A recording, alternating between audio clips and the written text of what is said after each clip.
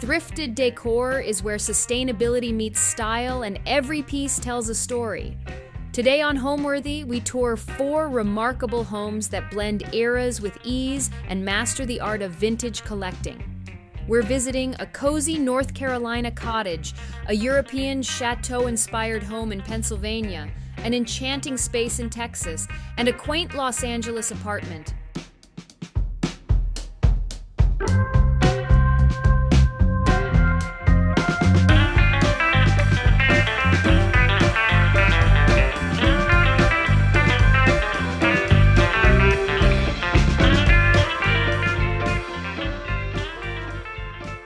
You're watching Homeworthy, where we believe every home has a story. Before today's episode, click the join button below to support all of the storytelling we do on this channel. Our growing community of members help to directly fund more videos so we can capture these extraordinary homes from around the world. So join today to receive early and exclusive access to new Homeworthy videos. You're watching Homeworthy, where we believe every home has a story. Hi, Homeworthy. It's Margot. Welcome to my home in North Carolina. I'm so excited to have you here. Come on in.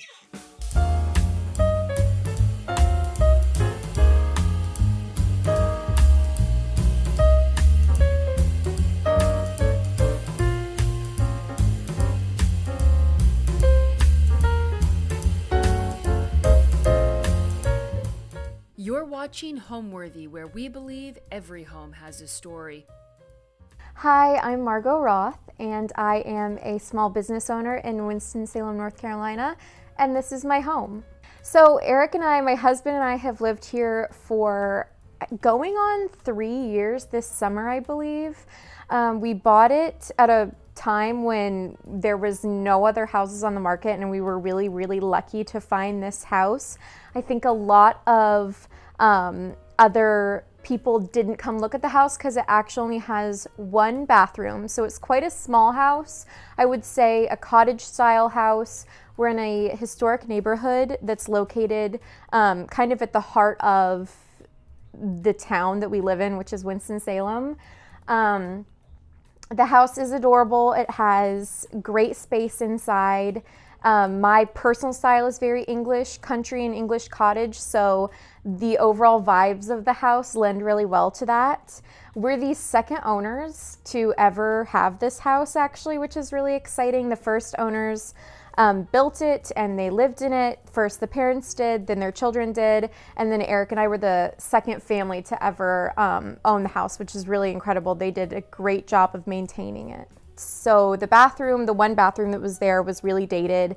The kitchen was dated. They had done a small renovation on it in like the early 2000s, so it wasn't stylistically my style, but we just appreciated so much how they took really, really great care of the house. But when we moved in, all of the walls were painted gray. There was no color in the house, no real there wasn't anything that was helping it, just like giving it more character and the kind of charm that it deserved.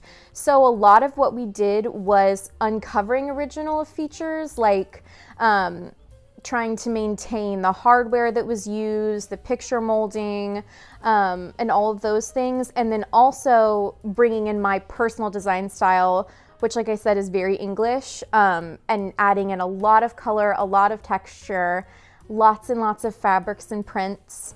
And then we also fully redid the bathroom and the kitchen as well.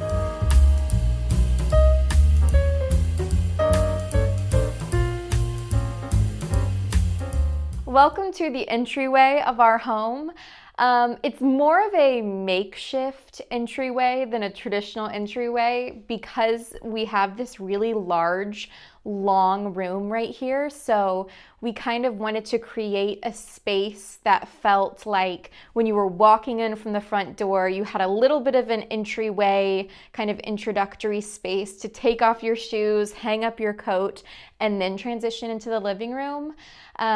As I have kind of indicated, I really love obviously using antiques in my decor, but I think even more special than that is using antiques that are heirloom pieces from your family. So this coat rack was actually built by my great-grandfather, and I was lucky enough to kind of inherit it down from my dad. We used to have it in my childhood house growing up, and then now I get to have it here, so that's really special.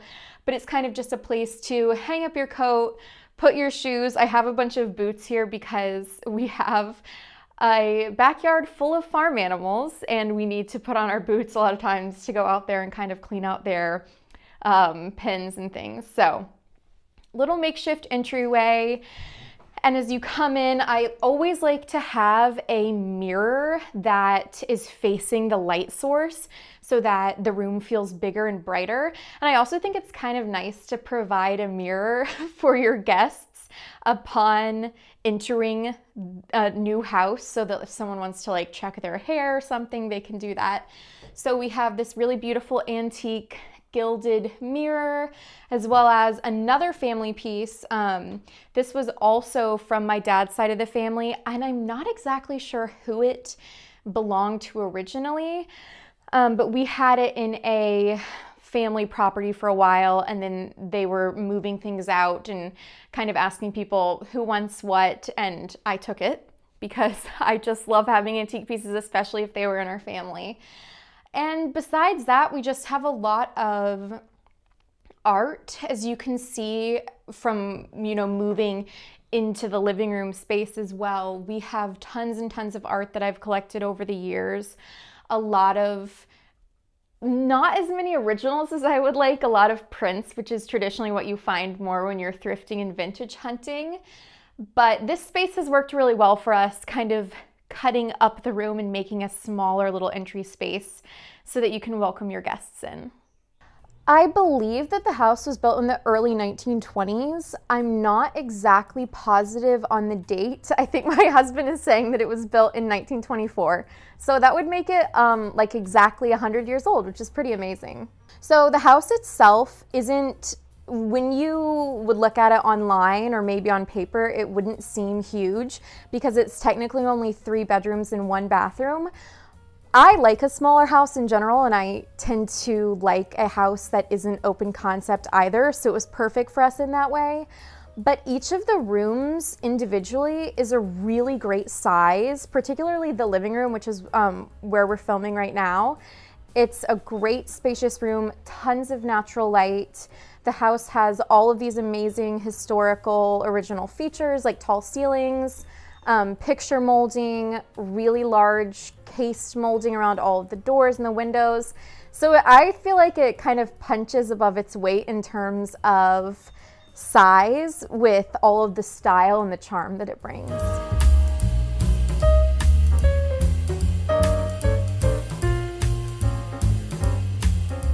So coming this way into the living room, which is really just the larger extension of this whole room, we used this couch to kind of create the block that separates the 2 different spaces.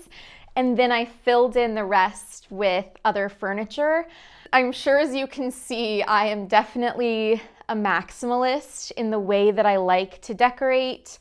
I especially have tons of different collections of certain items. So I have all of these little ceramic dog figurines. Eric and I have 4 dogs in real life, and I just obviously love animals. So I've collected these little ceramic figurines and filled it in. It's very maximalist, very layered, which I've said before is kind of my design style. And then I think helping with the cottage aesthetic is these baskets. So I've added in a lot of texture to this space by using baskets, the wreath, and kind of natural fibers and textures like that as well. I always like to have fresh flowers in the room. I find a ton of great fresh flower deals at Trader Joe's. That's a pro tip if you're wondering. But I love having fresh flowers in my space. And then you'll probably notice I also have so many books. I have stacks and stacks of design books that I've collected over the years. And I really do read and flip through these all the time. Being online these days, I think we see a lot of the same images recycled over and over and over again. And so it can be kind of amazing to go back and look at design books from like the 90s and the early 2000s, like this one, and get inspiration from these books where you're kind of seeing images that you wouldn't see on social media. So that's really refreshing. And then as we move this way, I just have some really cozy chairs. The whole theme, I think, when I'm decorating is to be comfortable and have people feel comfortable and cozy, like they can come in and sit down and read a book or watch a show. So I love having these really plush, squashy English style armchairs because it creates a really cozy environment for guests. I also have this chaise lounge right here, which is actually one of my most asked about pieces. But like with most of the decor in my house, it's thrifted or antiqued or collected over the years. I don't have a lot of things that are from box stores or bought new. And originally that was because when Eric and I first started furnishing our home, we legitimately couldn't afford to buy new furniture online. It's just so expensive. So as I started thrifting pieces, I found that those items that were antique or vintage were oftentimes a way lower price point, so much more accessible, and then way, way higher quality. So we've just enjoyed using vintage pieces. They're also amazing because they're completely unique to your space. This is kind of our secret hiding spot. So we do have a TV. We just have one TV in the house because Eric and I both love to watch movies and sports. So we have our TV hidden away in this antique English cabinet. This is like a English pine cabinet, most likely from the, oh gosh, like I don't know. It's several hundred years old. Imported here from England, so I love that about it. And we just kind of decorated it with various knickknacks and collectibles. But this room has just really provided an amazing, cozy, comfortable space where we can have people over and gather, and it just feels so cozy. I love this room so much.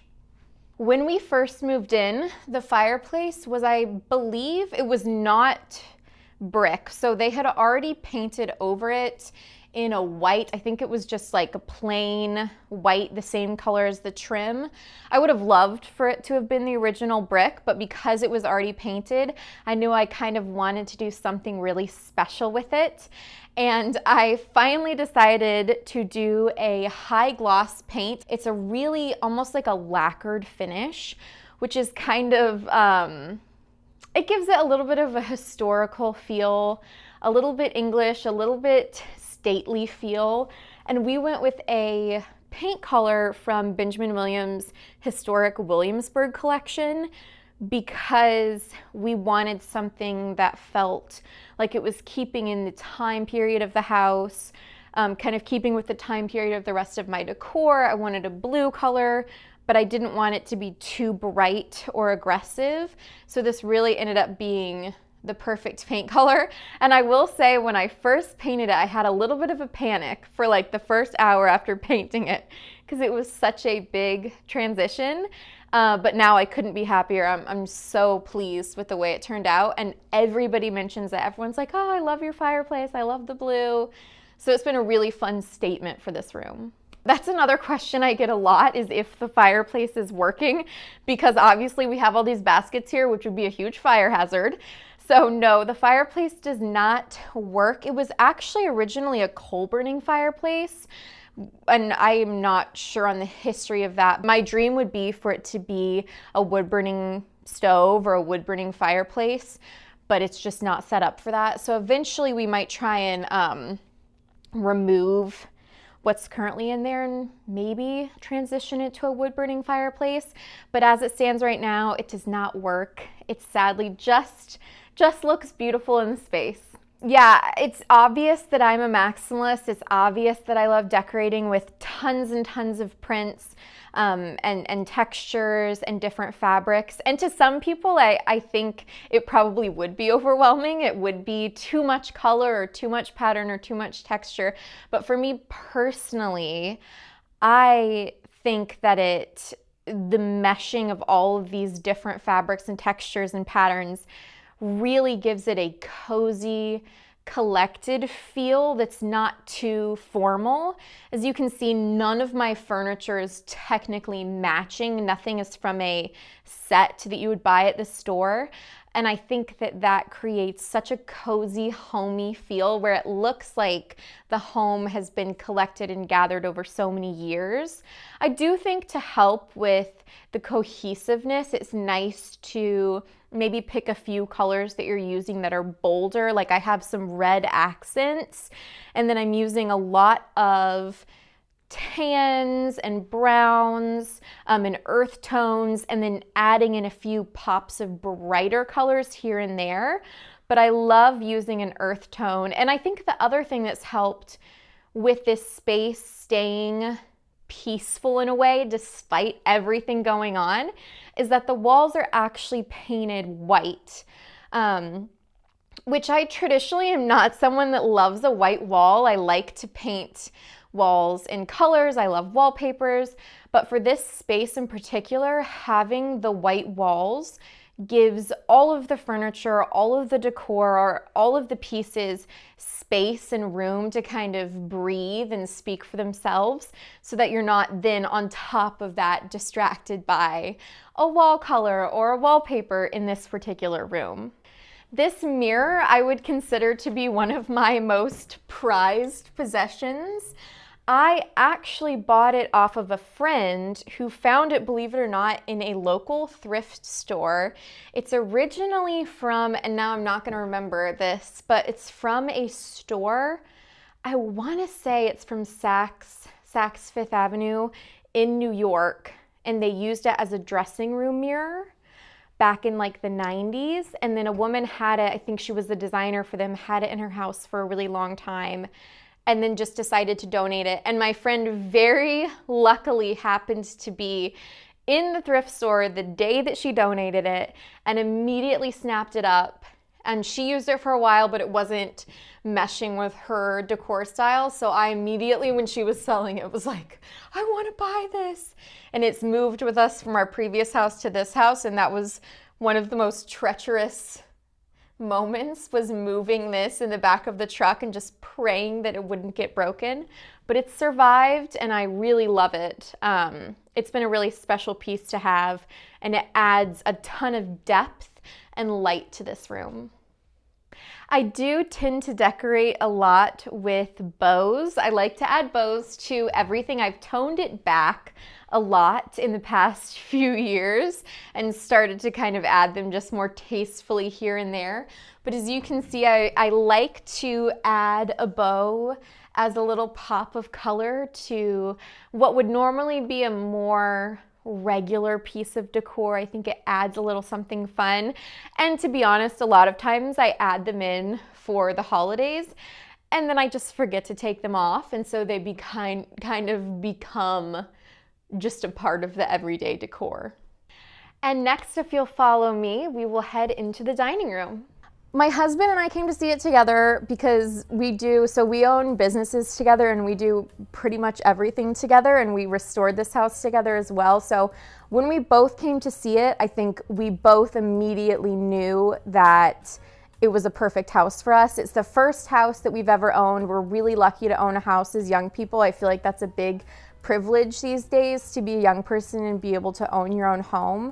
And so we were just so excited to be able to have something that was ours. We had rented for so many years before that. And it was really special to be able to own a house as beautiful as this and fully put our own handprint on it and kind of make it exactly the way that we wanted it to be.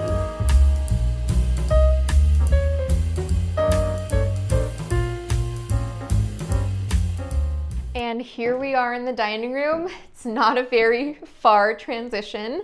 And I recently wallpapered this room. So this is the first room that you are seeing that has wallpaper, which is one of my great passions. I've used wallpaper for multiple rooms in this house that you'll see later, but we started off, this was the first room that we did, and I chose this really pretty red and cream wallpaper. I believe it's actually from Spoonflower, and we had it wallpapered, and it took about a day and a half, not that long, and we were just so thrilled with the way it turned out.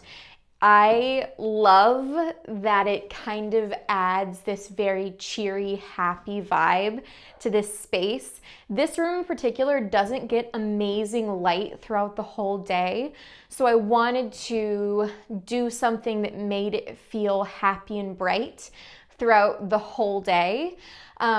And this piece right here is really special because this is another piece actually from my dad's side of the family, and it was my great grandmother's, I believe. And interestingly enough, it was built by hand. They built it in high school wood class, which is crazy to me because that's something that I would have never done in high school. But it's a really special piece. I love the legs. I love how delicate they are. And we have just used it as a bar because I do believe that every dining room should have a nice little bar set up for your guests to use. We have a lot of different little tools that I've collected over the years. I actually don't drink, but Eric loves to make cocktails for people and enjoy them with people. So this is a really fun space for him. He's collected some different books over the years too about wine and cocktail making. Obviously, being bar owners, we do like to learn a lot about different alcohols and wines and things like that. So this is kind of a fun little area to showcase that. And as we move this way, you will see another one of my most prized furniture possessions. This is really a second piece, really similar to the first one that I showed you that had the TV in it, but it's an 18th century English pine cupboard, and it has these incredible windows or doors that have these little window panes. And I love, love, love the way that it looks. I love that it can showcase my trinkets and my china. This is a china that I actually inherited from my grandmother, and she had it for a really long time, was moving house, didn't have space to keep it, so she gave it to me. And it's been really special to be able to display that and have that in my home and use it. And then the other nice thing about this is that there's tons of space underneath to use as storage, to just throw a bunch of stuff in, because it is not always nice and neat and tidy in here. So I love these big drawers. I can keep napkins, fancy silverware, things like that inside of these drawers. In terms of giving your home a soul and making it feel very personable and specific to your tastes, I think a lot of that has to do with following exactly your own design style. Not everyone is going to like the same things, and I think with social media these days, we can get really trapped into following really specific trends and micro trends that only last a certain number of months. So I think kind of exploring and looking back at what you've always loved and creating your own design style is a huge part of making your house feel soulful and personable. I also more recently have kind of adopted this philosophy of not saving anything for best. Because I collect so many antiques, a lot of these things are really important to me. It's, china that I won't be able to ever find again, or things that seem very precious. But if we were to store them away and never use them, I think that takes away the value and kind of the point of having these nice things. So I really like to use china and my best dishes for everyday things, and just keep all of your your best things out and use them. I think that's a huge part of it. And then also displaying personal items. I've also recently started to frame more photographs and personal pictures and save notes. There's a lot of British designers that I admire that are really good at taking pieces or artifacts from daily life, like a note that a loved one wrote you, and framing it and using it as a piece of art in your home. And I just love that idea, and I think it adds a lot of character. And then I would love to talk to you guys about the table. So this actually was a recent change. We had a large, long table in here for a while, but it was just kind of clogging up this space, and it didn't feel like the flow was super great. You can see we have these two large openings on either side of this room, and it felt like it was kind of cutting off the flow. So I love a traditional dining room. I love having it be separate from the kitchen. I love the feeling of setting a table and having this special room where you come in and you eat dinner with people. Eric and I love to cook. We love to host. So I set up the table as if I was hosting you for a tea party, which I have done. I love to have people over and kind of set things up really, really nice for them. There is nothing more special, I think, than going over to a family member's house or a friend's house and they've cooked a meal for you, and you're not just eating it on their kitchen island, but they've set a really beautiful table, lit some candles, fresh flowers.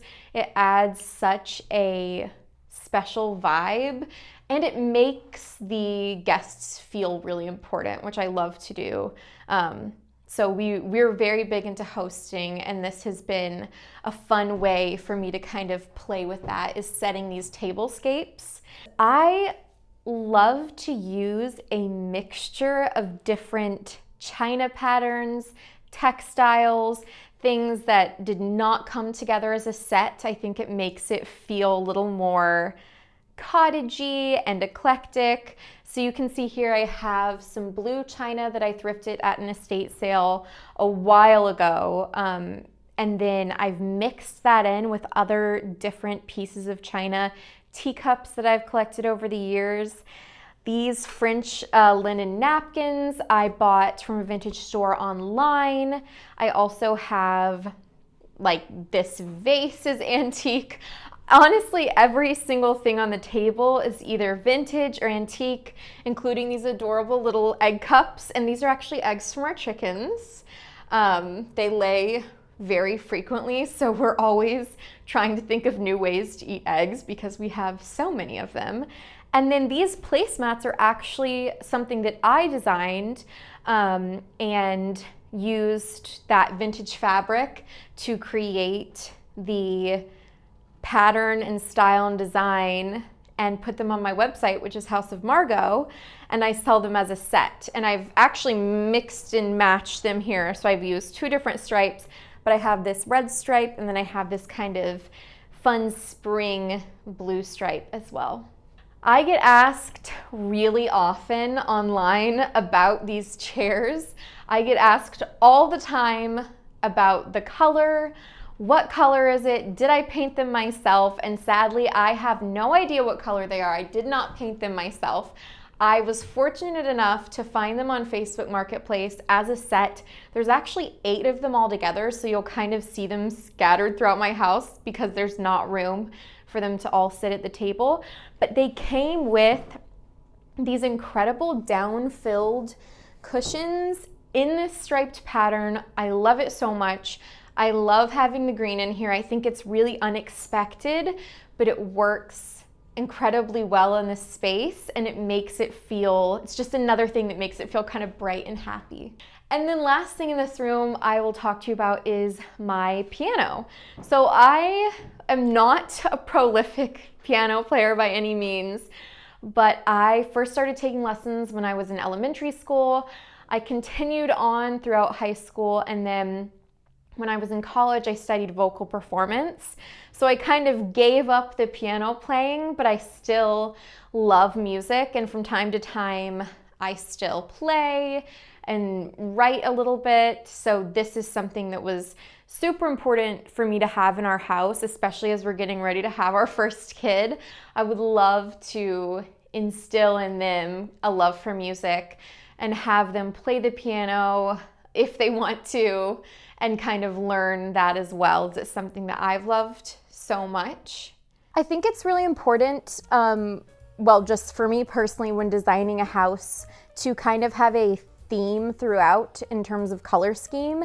And so the main colors that I've used, and I think my friends would probably say are like my signature colors, are blue, like a French country blue, a rusty red, and then lots and lots of browns and creams. So I definitely think that you can kind of tell it's my design or my style when you see those colors, as well as tons and tons of pattern. I love pattern. My house, I think to some people would seem chaotic because of all of the patterns that I use. Florals, plaids, tartans, but to me that's really what I love. I love mixing things, and layering is a huge outlet for me in terms of design. I think I get a lot of that from the English traditional style, but layering items, particularly antiques, on top of each other is a real like trademark of how I like to design.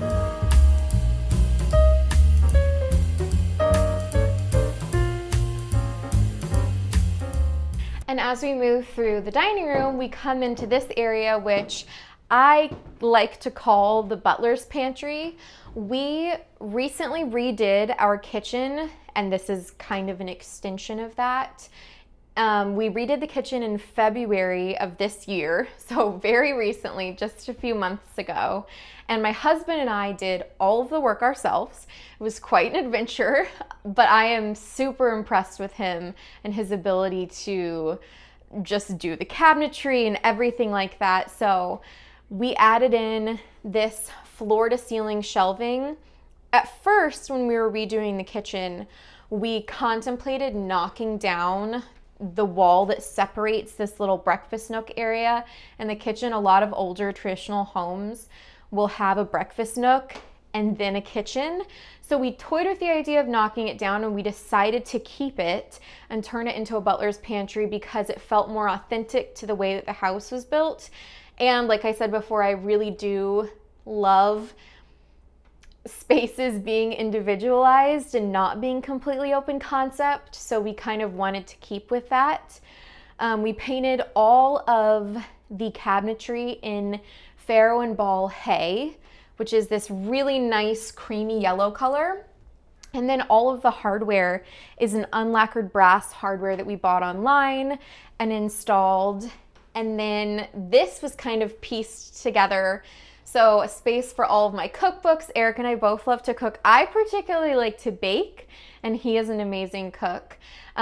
We also own a coffee shop, and so I would say we're a little bit of coffee fiends, especially my husband. He loves coffee, and so he has his coffee maker here. We have some more utilitarian items up on this counter, as well as a beverage fridge.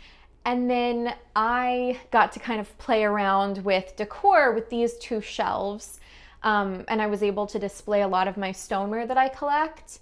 And then we added this little brass rail for coffee cups, which is so adorable. And these shelves, interestingly, we actually found the wood in the basement of this house. They were original joists for the house that had been discarded at some point along the line and were really in disrepair. And we took them to a local mill and had them replaned, and found out that they were this really beautiful yellow pine, and we wanted to use them in the space, particularly because they were already part of the house. And I made sure that when we hung them, we put the sides that had all these imperfections facing out, because I just love the character that it gives, and I really wanted to be able to see those imperfections and see how it was something that was originally part of this house to begin with. We painted the cabinetry ourselves, which was quite a tedious process. We chose the color Hay by Farrow and Ball, which is a really lovely yellow that has a lot of creamy undertones. It's a very mustardy color, and I just love it in the space. I think it's really happy without being overly aggressive. This is actually really special because it's another original feature of the house. And if we had taken out this wall, we would have had to remove this little cabinet, which to me would have been sad because I love keeping and highlighting as many of the original features as possible. And a really cool thing is actually this latch is the original style and design of the latches that they had. They had unlacquered brass latches originally on this cabinet. And so I took that latch off, the original one, because it was in disrepair, and basically matched it pretty much perfectly to some that we found online, and was able to replace them, but basically with a completely restored version of what was already there, which was really exciting. So I love that little design feature.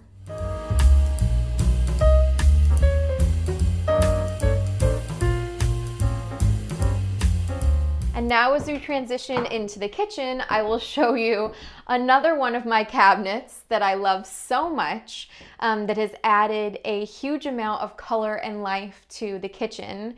This is another Facebook Marketplace find that we basically refitted.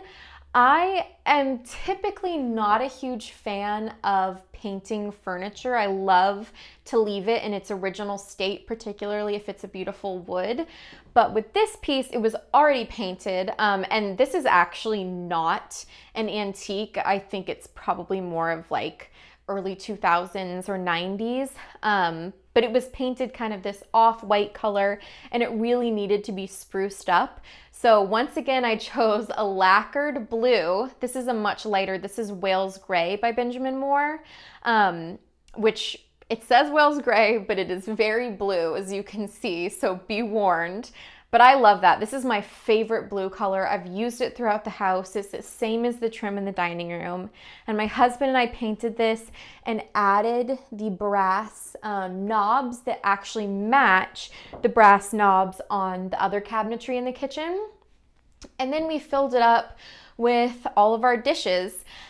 I am of the firm belief that beauty is function, and things can be beautiful and be functional at the same time, and that was really the philosophy behind this piece.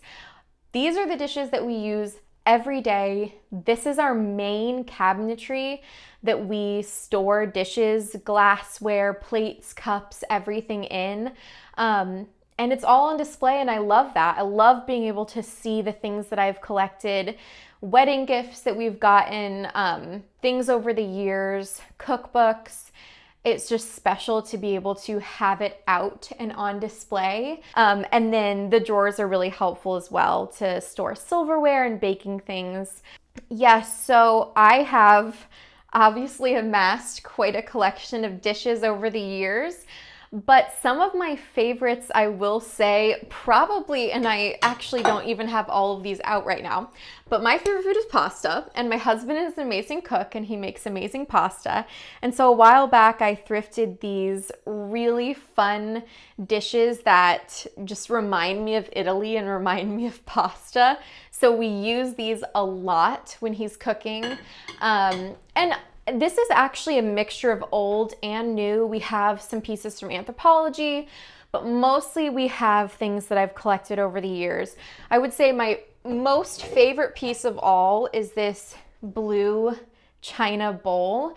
I use this for serving salads regularly, for pasta dishes, and it was something that for a long time I had kept on display and didn't use because I was so terrified of breaking it. And as I've been trying to adapt this philosophy of using everything and not saving anything for best, I've really been using this very regularly, and it makes me happy to see it whenever I set the table. I would say what I love most about the home is just the fact that my husband and I have been able to turn it into something that is so us and is completely my style and what I love, and I feel so at home and at peace here. I'm definitely a homebody. I don't like to be out late at night. I do like to travel, but I like to be at home. I mean, it's my favorite place to be. So I think I'm just really proud of the fact that he and I have done so much of the work ourselves, like literal manual labor, in order to turn it into a place that we love so much and is very reflective of who we are as people. This cabinet has been a huge source of storage for us because we actually decided to remove all of the upper cabinets when we redid the kitchen. And I am not against upper cabinets in any way. It just wasn't working for this particular space. This kitchen is a small kitchen. I like a small kitchen. I think it can be just as functional as a large kitchen, but you do have to be aware of the space and how to use things and how to store things. And so that cabinet really came in handy with that. Obviously, we do have our lower cabinets. We've painted it in the same color and used those same unlacquered brass finishes to kind of tie everything together. We went with a cleaner, more calm countertop color because I have so many other colors going on.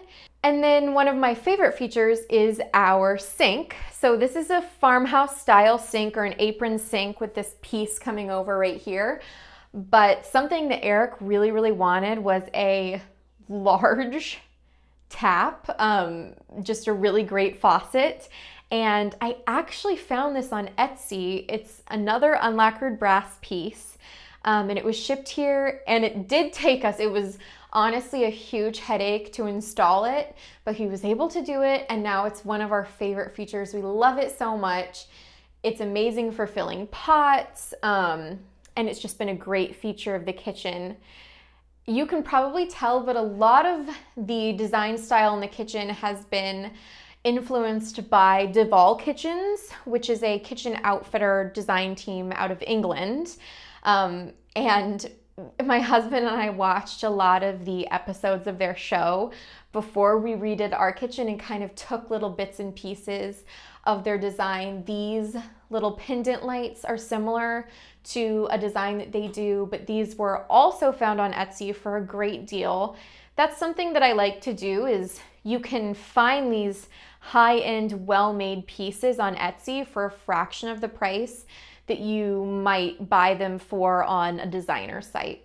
The most major headache, and really the only headache of this process, was the floor. So we would have loved to have an original hardwood floor in here, but that just wasn't the case. It had been, I think it was 3 layers of vinyl flooring with then an LVT, a gray plank LVT on top. So we came in and we removed everything. We pulled it all the way back to the subfloor, and we knew that we weren't going to be able to match these beautiful original oak floors that the rest of the house had. So I kind of wanted to pivot and do something totally different where it didn't feel like we were trying to be matchy-matchy and it just wasn't working.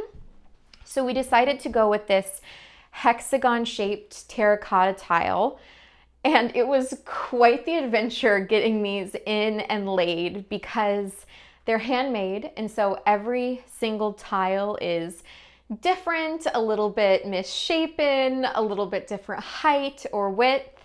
So out of the whole kitchen renovation process, the floor was definitely the most involved.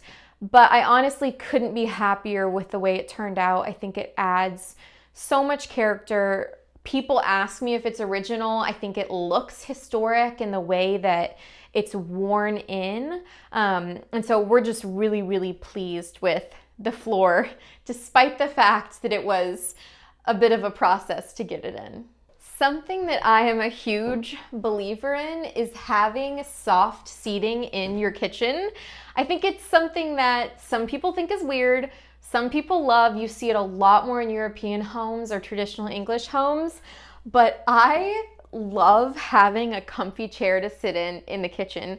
I love to be able to sit down and watch as Eric cooks, which is such a luxury, I know, to have a husband that's an amazing cook, but to be able to just sit down and watch or sit here and read or do whatever I need to do, it's honestly such a fun little spot. And so it was an essential for me when we were redoing the kitchen that I would have a little nook to sit down and put some soft seating in.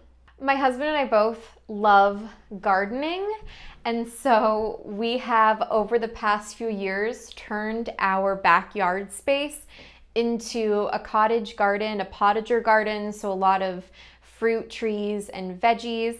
Nothing is growing, not a lot is growing right now, obviously, as it's really early in the season, but we recently got a greenhouse to start seeds in, and so we've begun planting some more cold weather plants, and then just the little starts of tomatoes and things like that. As you can see, I have a huge bowl of eggs back here because Eric and I have 14 chickens that live in our backyard, and they all lay different types of eggs, different colors of eggs, and it's been such a fun experiment for us. We love the chickens. We have ducks as well. We love them so much. We both are huge animal people, and I've always wanted to live on a farm. So someday when we get a future property, we'll have more space to have different kinds of animals. But the chickens have been a really fun addition to our little miniature homestead in our backyard. And we insist on giving people eggs every time they come over because we truly have so many that we can't keep up with eating them. And it's just a really special thing to be able to give to people, bring to family. Everybody loves fresh eggs, especially when they're this beautiful. So I didn't grow up in North Carolina. I actually grew up in DC, and I came here for school, which is where I met my husband. And I actually majored in vocal performance and musical theater. So I always had an artistic bent, I would say. I loved art, music, and I've always loved to collect things and design. Like even in my childhood home, I loved having my own room designed exactly how I wanted it. But I didn't really start getting into collecting more and more larger pieces of antique furniture and truly designing spaces until my husband and I opened our businesses. So we have a coffee shop together, and then almost 2 years ago now, we opened a restaurant and a bar. So we have multiple small businesses that we own locally, and I have fully designed the interiors of both those businesses, which has been a huge joy for me personally. And then more recently, I started a small home decor business myself, which takes vintage textiles that I've thrifted and sourced locally and turns them into soft homewares like pillowcases and placemats and things like that.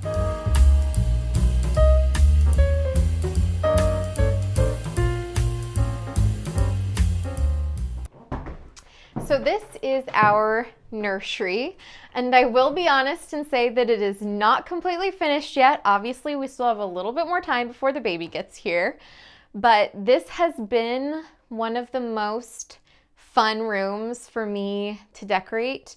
It's been a process collecting things. I have been collecting baby things for a long time, and I am so thrilled to be able to finally use them. So we actually have, I would say, in this room, more than any of the other rooms, a good mixture of new and old things. This crib is new, and it's from Crate & Barrel, and I love the Jenny Lind style with the poles. It's a really beautiful maple wood, great quality. And this was one of the pieces that we wanted to buy newer because regulations and rules with cribs do change over time. And then another new piece that we bought was our rocking chair. And this is from Namesake. I knew that I wanted something patterned. I love the idea of using greens and blues and reds and yellows in a little girl's room. I think you don't have to have it one way or the other, but I just wanted to make sure that the whole room was really, really colorful. I love children's rooms that are full and colorful and bright and really happy feeling versus plain and more muted tones. So I wanted to make sure that I brought in tons of color, and one of the ways that we were able to do that was with the wallpaper. This is a beautiful wallpaper from Sandberg that Eric and I put up. Actually, I would say just the last week was when we kind of finished this room. And he and I did it together. We've kind of become pros at this point because we've hung up a lot of wallpaper in this house. But I loved the subtle little yellow flowers. I think it just adds this kind of childhood charm, but it's not overly girly or overly bright. And I love that about it. We also have another antique English pine piece here. As you can tell, I'm a little bit obsessed with English pine, but this is a nice little cabinet that as the baby grows, we can store more toys and things like that as well.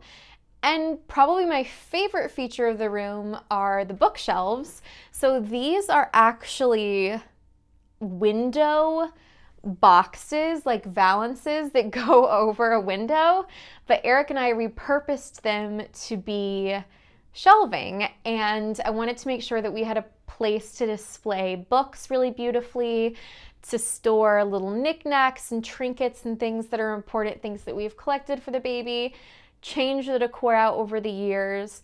And so it's also a great styling opportunity. And we really, really love having the shelves. It's great storage, and I think it adds a ton of charm to the room. I actually thrifted this giraffe almost 2 years ago. Eric and I were trying to get pregnant for about 2 years. It took us a while. It was a really long process. And before I knew that it was going to be such a tedious process, I had already begun to thrift things. And this little giraffe is just like a sweet reminder to me that after 2 years, we were able to pull him out of storage and use him in a nursery, and it's been such a blessing. So I've had a few people tell me that our daughter will be scared of it, but I'm choosing to think that she will think of it as a nice friend that's living in her room and is not something that's scary. But I'm a big animal person. Obviously, I loved stuffed animals as a kid, so I wanted to add some of that into this space for our daughter. Another one of the features in this room that I love and I also get asked about a lot are these curtains. So these are fabulous green gingham curtains that I actually found at Goodwill. Many people will be disappointed by that because I've had so many people ask me where I got them. They're exquisitely made, and I got 8 panels for, I believe it was like $15. Of these incredible curtains, and I've used them in the living room, and then I got to use them again in here. The color is perfect. It brings out the green in the wallpaper, and I'm just obsessed with these and honestly want to use them every chance I get in every room possible. Home means to me, I think, a place where you feel really safe and comfortable. Obviously, like a place where your loved ones are. Eric and I also have a lot of pets. We have chickens and ducks and rabbits and dogs and cats. And so the place where all of us, our family of animals, and Eric and I together, and then we're also expecting a baby in June. So I'm about 7 months pregnant. So I think a place where all of us can be together and feel comfortable and at peace is really what my goals are for having a home.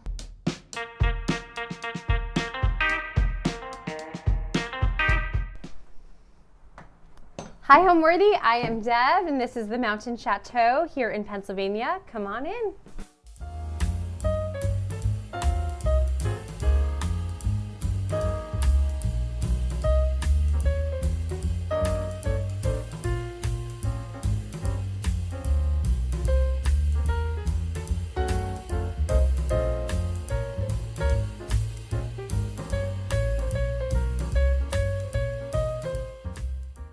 You're watching Homeworthy, where we believe every home has a story. I'm Deb Foglia. I am a home decor blogger and entrepreneur. My blog is Seeking Lavender Lane, and I also own a vintage marketplace called Vintage Keepers.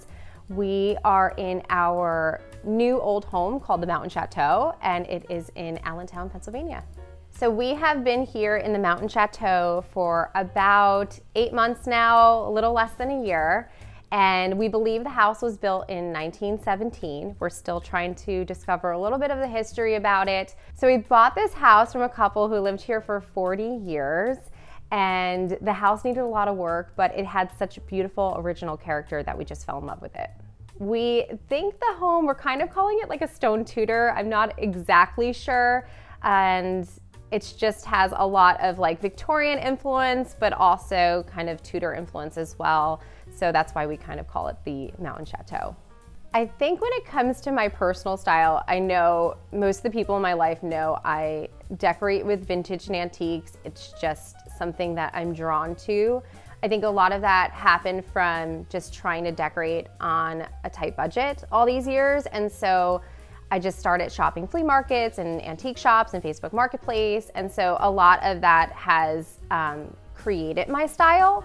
And I think for the most part, people know that I am so drawn to anything French. I also love an Italian influence. I come from an Italian family. And so it's a lot of that has influenced my style and my design.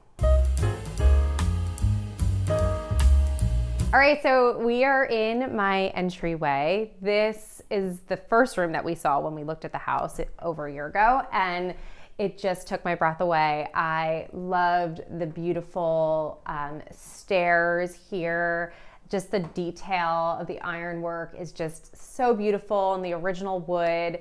I just fell absolutely in love with it. So I didn't have like a very big entryway in the last two houses that we lived in, and so not that this is really big, but it just was so exciting that I'd be able to actually decorate an entryway. So we put this table here, which I bought from a local barn sale. And you know, it just has certain things that I just love.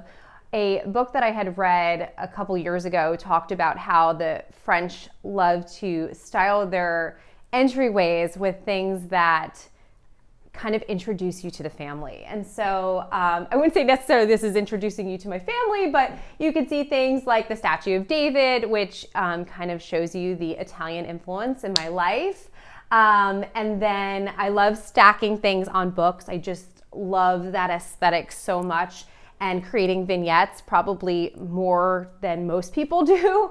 And so here we have, this is actually a picture of my Nonna. She left this earth a few years ago, and she is just such an inspiration to me. She came from Italy and moved here in her 40s and started a new life here with starting her own creative business as a seamstress, and she's just a very special woman. So she is here in my entryway. And then, you know, we just have, like I said, some books. This is a candle. I also make candles. It's another part of the many things I do in life. And so I have one of my candles burning here.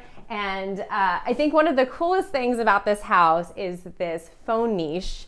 And I haven't quite figured out what I want to do with it. So I just left the phone that the previous owners had left here. I don't know if it's the original phone from the house, but this phone niche is just so cool. And I just love that it has that like original character here. Over here we have this new vintage rug that I just added here, and I feel like it just makes the space. It brings a lot of those warm tones in here, which I think complement the wood in the stairs really, really well. And I just love this door so much. And the original leaded glass here is just such a nice original feature.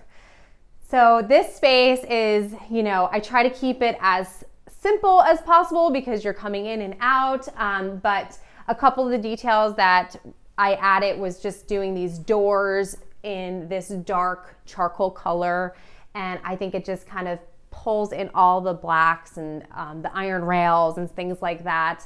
Another favorite piece is this light fixture. And this I found at Brimfield last year. And so we had already closed on this house, but we hadn't moved in yet. And so I started collecting things for this new home.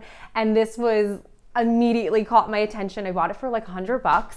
I believe it came from an old church, and I just love the warmth that it brings, and it just looks like it's always been here. So it's one of my favorite things.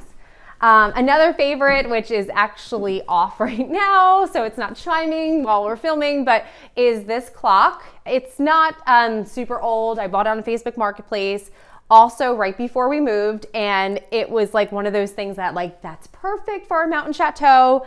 I love that it chimes. It's those little sounds and noises and smells and things like that that I just love in a home. One of the other things that we hear here is the train whistle in town. And so between the train whistle and the chiming of the clock, it just makes the home so much more magical. On this side, where our stairs are, we just added this new stair runner, which I just love. I think just the texture and then also the safety of having a runner is great. But one of my favorite color themes is brown and black, and I talk about it all the time on Seeking Lavender Lane. And so having this kind of this neutral brown wool runner and then the black border, just absolutely love. And it ties in so nicely with our gallery wall, which I have been collecting. Again, lots of vintage art, and I just love the tones of all the art pieces. I think when it comes to a gallery wall, it's, you know, picking up on the same tones is a great way to make a successful gallery wall. They don't all have to be the same. You know, some are prints, some are oil paintings. I love the touch of having something unexpected like a mirror or something that's like three-dimensional is great. And I think it just ties really well with this little dark door. This leads to our pantry and our mudroom area. So I usually keep the door closed. I just like the way it looks better than seeing into it. But one of my favorite new pieces is this mirror right here. And I also got this on Facebook Marketplace, $100, and it's just the perfect finishing touch. I love it. And it's great too, because like when you're on your way out the door, to be able to just like check yourself real quick before you leave, it's the perfect placement. So when we were on our house hunting journey last year, we had looked at a lot of different homes. I knew I wanted something with old character and all of that, especially moving to Pennsylvania. There's so much of that out here. And this house specifically was just a showstopper in its character, its higher ceilings, this stone exterior, so many of the details that we just really fell in love with. Of course, we looked at it from the aesthetic side and then also just the money side of it. And I will say it has been quite the money pit. So since being here, we closed on the house last April and we started the work around May, moved in July in the middle of the renovation. And a lot of the work that's been done you'll see today, and we have transformed our primary bath. It used to be the sitting room in the primary room, and it's now our bathroom. We changed our dining room to the kitchen, and the kitchen to the laundry room and pantry, and so a lot has been changed in here, including, of course, paint and furniture and all of that. So here's the living room, dining room combo. It was actually the original living room in the house, but since we turned our kitchen into the dining room into the kitchen, it has now become the living room and dining room combo. And so this took me a little time to figure out a good balance of just furniture placement and everything. But one of the pieces that we got, I ordered before we moved in, was this beautiful sofa. I love the warmth of it. This color is just so beautiful. I think it's called cognac. It's just gorgeous. And I actually originally had it against the wall and it drove me crazy for months. And about a month ago, I said, I'm taking it off the wall. We're going to rearrange. And so that's what we did. And I love it this way. It's so comfortable to just sit here, and we have the TV above the mantle. And just sitting here and watching TV and relaxing and reading and having my coffee, it's just the best. And so one of the pieces that I think it just goes so well with is this beautiful tapestry. And this has also had a few different homes here so far, and I think this is probably a place to stay. And this gorgeous tapestry, I believe it's 18th century from France, and it was an eBay score. I would say probably one of my bigger splurges in the house. My husband still is very unhappy with this purchase because it cost us a little bit more than most of the things I buy, but I just had to have it. I love the look of tapestries. They are trendy right now, but just the colors in it is just so beautiful. It fills the walls so nicely, and it truly brings that old world character in here that I just absolutely love. So I've been kind of playing around with this space here. Again, we're in the editing stages, so you just never know. Tomorrow it might look totally different. But right now I'm kind of loving the palm here. We have this column back there. This is another Brimfield find, which I just love. I have two of them, the other one's on the other side, but it's these Italian lanterns. I think they're mid-century. They're not insanely old, but they just are just exquisite. They are plugins, which is great. And so it just lights up this corner really, really nicely. And so I just love how that pairs really nice with our tapestry. So this side of this room, I added this runner. I kind of love this. I think it's a great design tip. If you have a space that's kind of empty, you can fill it with a runner rather than a full-size rug. This is vintage, so you know, it's just very unique. I love the colors in it.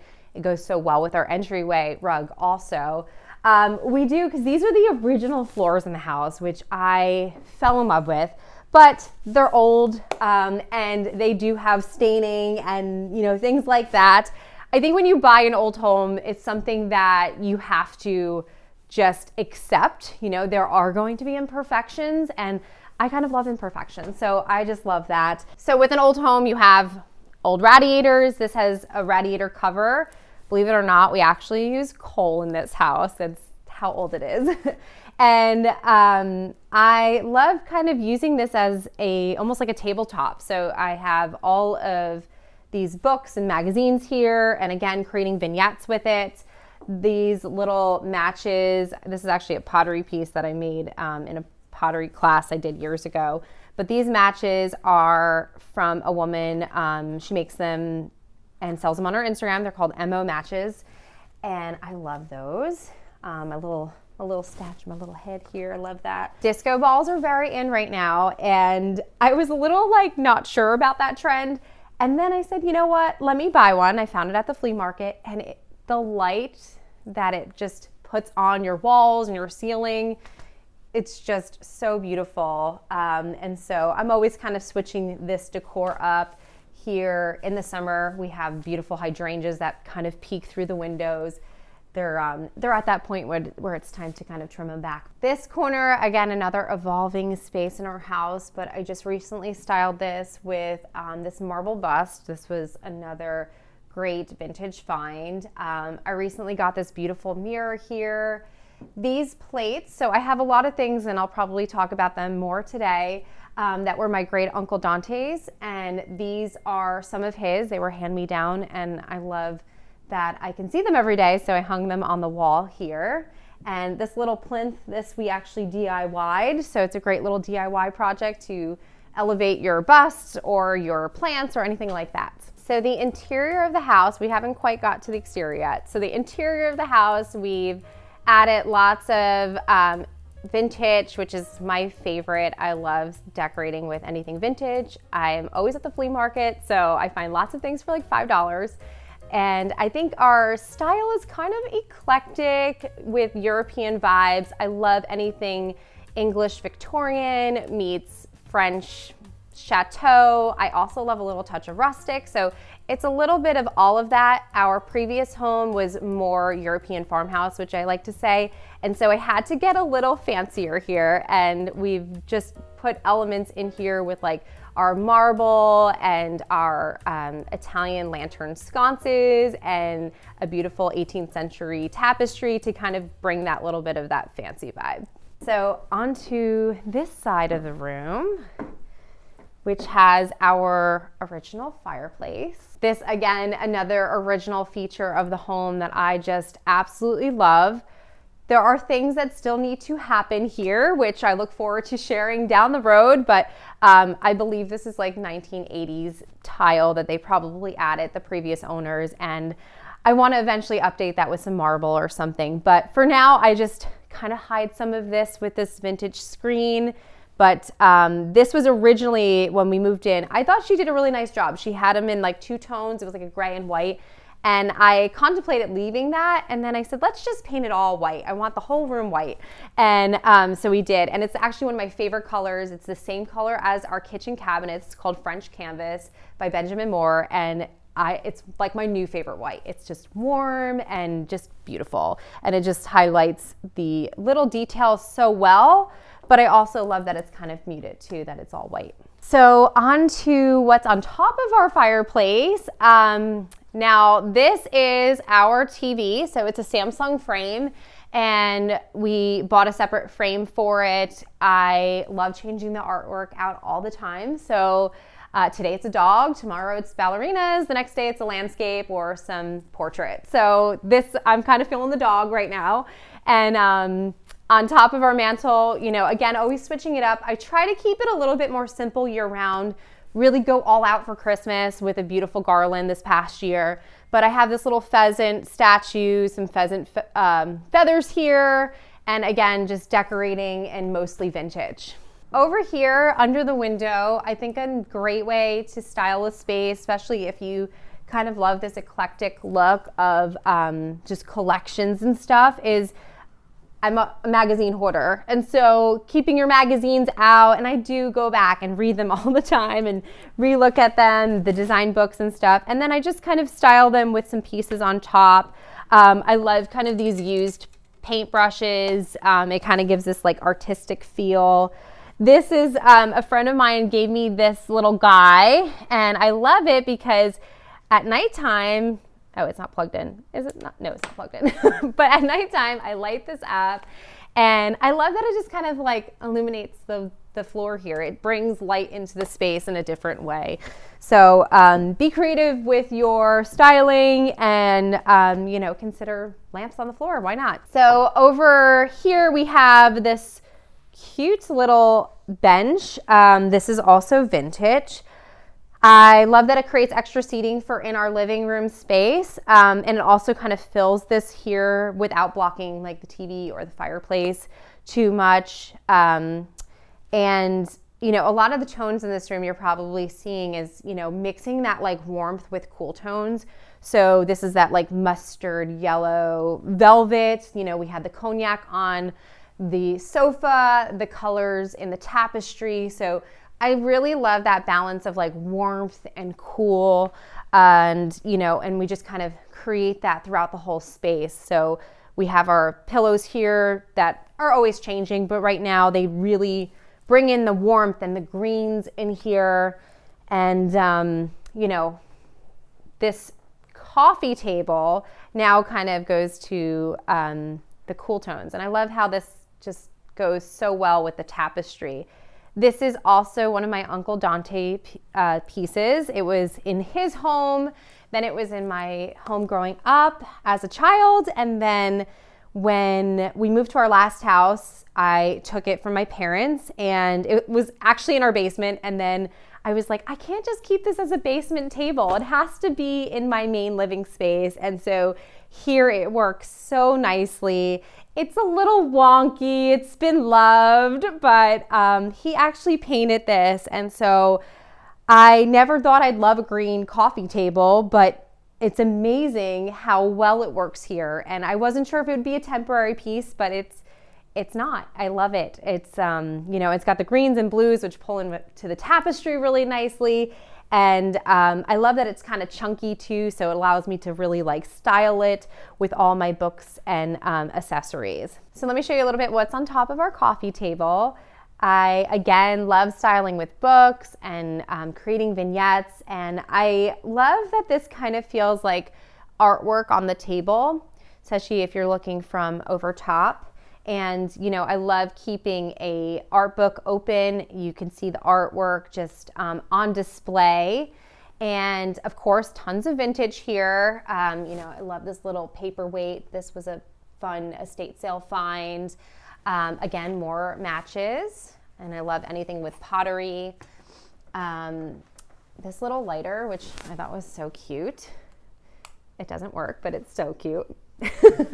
And, you know, some tulips. I love having flowers always. I kind of love that they're in this like wilting stage right now.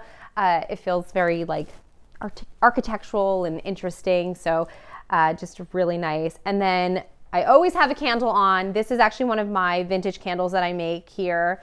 And I just love how that like pairs so well with all the styling on this table. On this side of the room, again, I've just moved some things around. So this was on the other wall where the tapestry was, and we just moved it here. This was another great Facebook Marketplace find. It's my pine cabinet. I think it brings a little bit of that rustic feel that I also really love in here. And again, just creating lots of collections of pieces. I love a great bust or head. I think it just creates that unexpected feel to a space. I think faces are just something that really elevate a room. So whether it's a portrait or a bust, those are things I'm always drawn to. And so yeah, these are just little things that I love. This piece of art is a favorite vintage find. And, you know, and then these drawers, I love to hide all the things that you don't want to see every day, and they're not exactly organized. On this side of the room is the dining room section. And again, it was the original living room, but it fits the dining room space so well. And it really just allows us to like sit in this room and use it for both, you know, entertaining and eating and sitting and lounging as a family. So again, these are all Facebook Marketplace finds. Great way to just keep things on a low budget. I got these shield back chairs recently. I had looked and looked and looked forever for the perfect chairs, and I just love them. And they're insanely comfortable too. This table, so now, right now I kind of have it set up like a library style. Again, lots of books, vintage. I love that, but I also love setting it and having it as more of a dining space. So either one, I love how it kind of combines both looks of both library and dining. So back here, this is actually our newest addition, which we worked so hard on this week. So this is the addition. Behind here is our sunroom, and the previous owners did the addition about 20 years ago or so. And I really did not love the look of this window that was here. And so hubby built this out for me, and with a little ledge at top. And so it kind of just creates this division so we don't get that like light coming through or seeing the other things in the other room. And then I painted this mural. It's like my first time ever painting anything. I just got like a creative, crazy moment and painted this with like a rag and some dryer sheets and using just like leftover paint colors in our house. And I think it creates like a really nice backdrop for this space and really allows us to feel like this is its own personal space without looking onto the sunroom. When it comes to finding your personal style, I feel like time, like definitely give yourself time. I think a lot of it also has to do with the architecture of your home too. So there's a lot of things that will influence that. And I love trend, but I also think that you don't want to get too trendy. So follow trends because it definitely, it will switch up your style a little bit. Maybe you're like, oh, I don't know if I'd ever decorate with yellow. Now all of a sudden yellow is very trendy. I tried yellow in my house. You'll see it in a little bit. And I love it now. So I think that you should try the things that are popular and see how it works and follow designers that have a good sense of design. So a few other things that I always kind of go back to and use as just like resources is 100% Pinterest. I love Pinterest. I think Pinterest has a great mix of designers and interior bloggers and so much of that. I always say, you know, create a pin, like especially if you're decorating a new house, create a Pinterest board specifically for everything that you love and just put it all on this one board, and then go back to when you are thinking about designing a new space and go back to that board and kind of see what really feels like your style. And so this way you don't sway too much, because I think sometimes we can be swayed, especially in the world of social media. We're all, just taking in all of these different designs out there. And I think that could be a little overwhelming sometimes. And so, in order to make sure you stay on track with your own taste, keep going back to that design board. It's something I've done for my last 2 houses, and it's really helped me stay on track. And the other thing I love, and you'll see it throughout our house, I love design books, and I think that is a great way to elevate your style, so you could kind of get out of the everyday home to really design like a designer. So over back here, we have this great cabinet, which is also a new addition. I wanted to get a little more whimsy. And so I created these yellow and white stripes, and this is where that little touch of yellow comes in. And, I wanted to try yellow. It's a very trendy color right now. I think it also feels very like English cottage. And so I did this unexpected yellow and white paint stripes on the back here. And I'm calling this kind of my like old money / Italian grandma cabinet with like the Mother Mary and all of that, the old books. So it's kind of a combination of both those styles that I really adore. So over here, I have this portrait. I love decorating with portraits. You'll see quite a bit of them throughout my house. Again, I love anything with a face. I think it just totally elevates a space. This is the female. I also have the male in our kitchen, and I got the 2, I want to say it was like $25 on Facebook Marketplace. It was an insane price. And I don't know if it's original or if it's a print that they kind of like layered this gloss on top to make it look like an original. I actually can't fully tell, but it's a favorite. I love the chunky gold frame with it, and it just fills the space so nice. And it's also has been moved around quite a bit in our house, and right now I'm kind of loving it here. So when it comes to Facebook Marketplace, I think I get that question all the time, is like, well, how do you find such good things? I will say New Jersey's Facebook Marketplace was better than Pennsylvania's so far, but I'm still like learning the area since we've moved out here. But one of the things that I do is I save everything I like. So whether I need it right now or I don't need it right now, I can afford it, I can't afford it, and I save all the things I like, and that has helped the algorithm of Facebook Marketplace just to show up with things that I, that is my style. It's almost like Facebook knows my style now.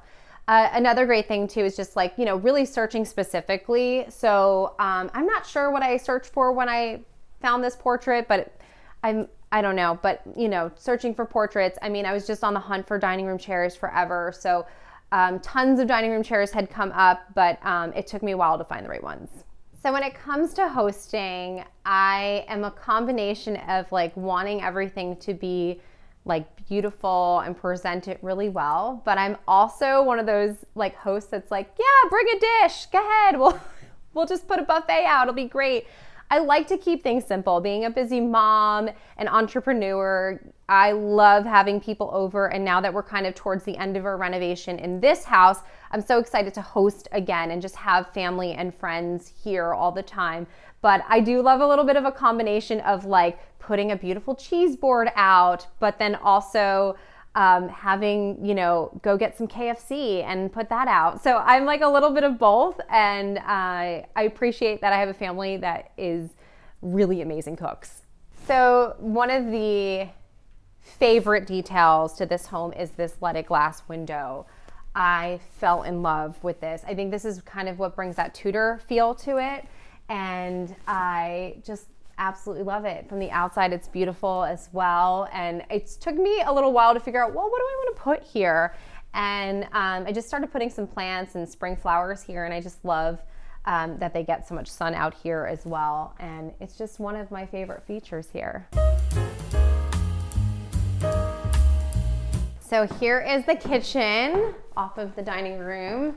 That was our original dining room space. And I just thought when we saw this house, if I was gonna buy this house, this had to be the kitchen. It's just in the center of the home.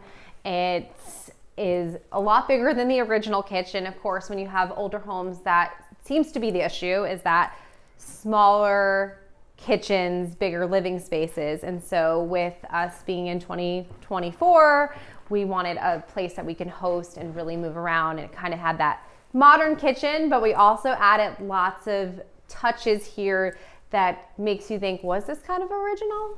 One of my favorite pieces to this kitchen is this marble. I love marble. I know a lot of people are very nervous about having marble in their home, especially in their kitchen.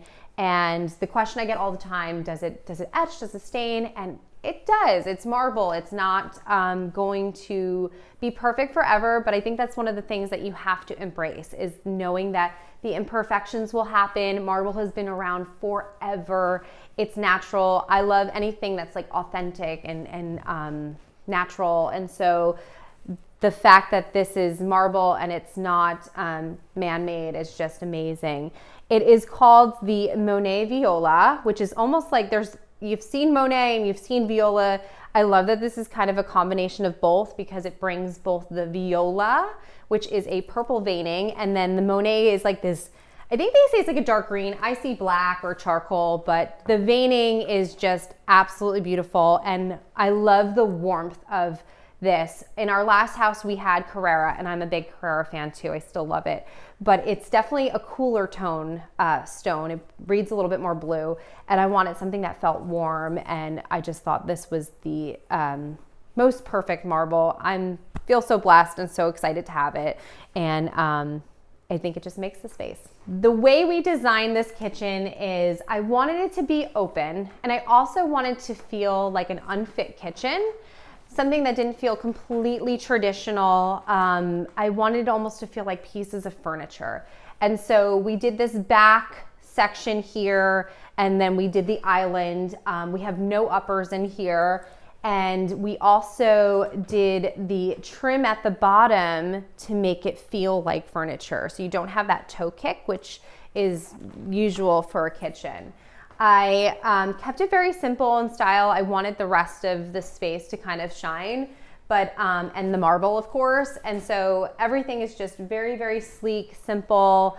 It's got great organization. I know that's usually one of the things I get on social media, is people asking me, well, you know, how do you make it work without uppers? And we really do. We have tons of storage here, and it works really, really well. So one of my favorite parts is this beautiful purple veining right here. It's like the most perfect. When I saw the slab, I was like, I just love that. So I love that touch of purple, and you get a little of the warmth in here too. It is honed, so we had it honed, which I also really love, because I love that matte finish to the stone.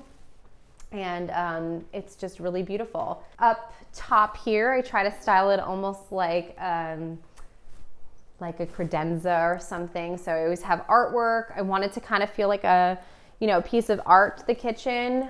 We have lamp lighting too. We have the sconces on the wall.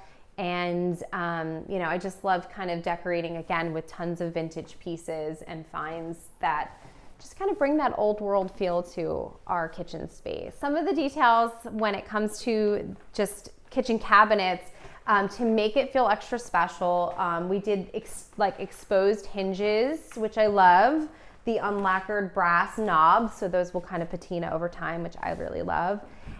We also did all inset cabinetry, which again makes it feel more like furniture than a typical kitchen.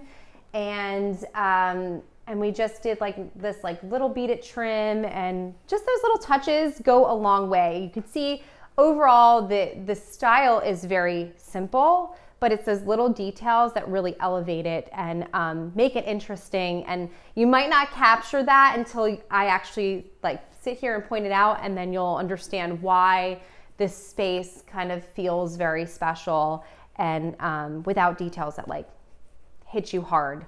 So those are all the things that we designed here that I really love. So I think when it comes to this house, there's so many things I love about it. I think of course, it just being an older home and knowing that there's this hidden history that I'm just dying to know. I love the fact that there was so many families that had lived here prior to us, and I think that that's just so exciting. It's our very first old home we've ever lived in. So I think that just being still in our first year here, it just continues to excite me. But I love just like the details, like the moldings. You can't find that in new homes. You can't afford it if you're building a new home. So things like that. I love the windows in this house, the placement of the windows. I think for an older house too, it really, it is very bright. It has a really good flow to it. And those are the things that kind of just had us fall in love. And then I think if I had to choose like a favorite room in the house, it would probably be my living room or the kitchen.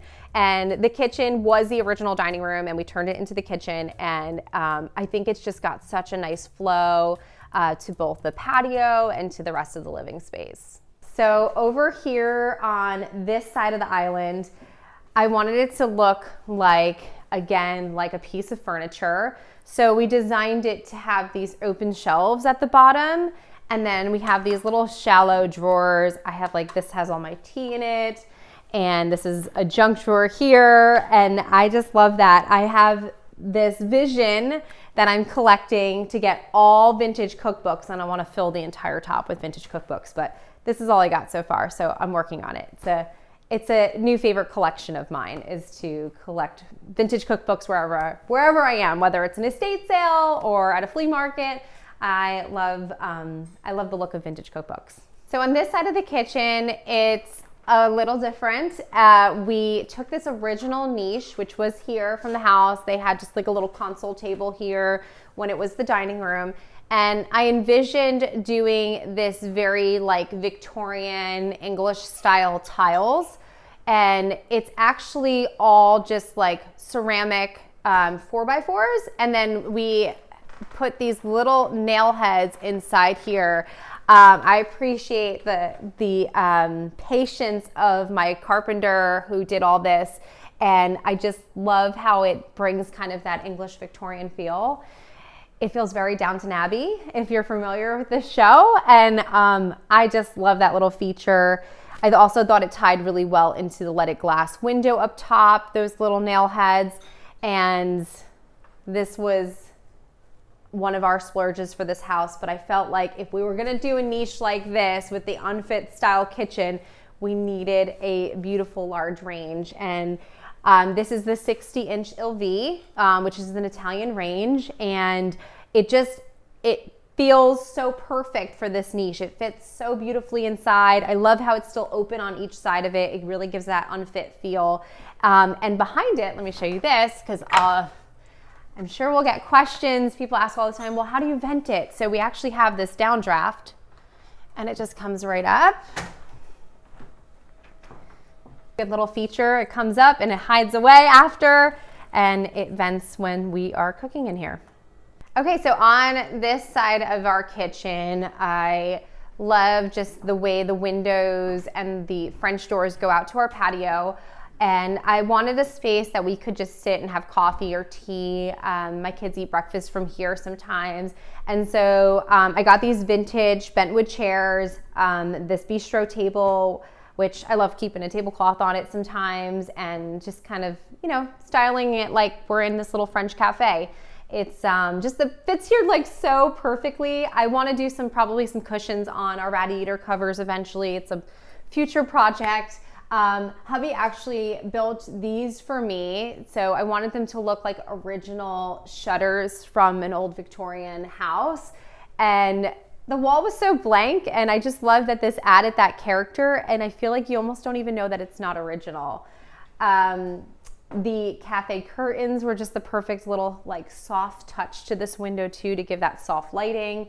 And my favorite is definitely just being able to go outside when it's warm. This week was so beautiful out. We kept this open and we're grilling on the patio, and I just love how that just transitions just so well from our kitchen to the outside. Behind me here is the original built-ins. I think that this is definitely another favorite feature from this house. They were here as the dining room built-ins, and we use them as part of our kitchen storage. And so I love that this is part of our kitchen. but yet they're original and old, and we put these little locks on them and keep our everyday dishes and platters and stuff like that in here. I think when it comes to first-time DIYers, decorators, first-time homeowners or renters, if you are trying to both find your style and also just update, especially on a budget, every house we've done, we always have, a pretty tight budget. I would say always start with paint. Paint goes a long way. I think updating your light fixtures is another huge update that instantly transforms the space. So those are the two things that I always recommend, especially if there's not a lot in the budget to work with. And then just keep collecting. I'm such a collector. I love shopping vintage, and that's just been something that really has helped me to style all the little vignettes and spaces in my house. And so much so that we started a vintage website called Vintage Keepers. It's a marketplace, and we just love being able to sell my own stuff through there and also have vendors that have just a great style to sell through as well. So from the kitchen, we do have our pantry, which was the original kitchen. It's a combination room, so it's half pantry, half laundry room, but I'm not going to show you the laundry room today because it's not quite finished. But this is the section that we turned into our pantry.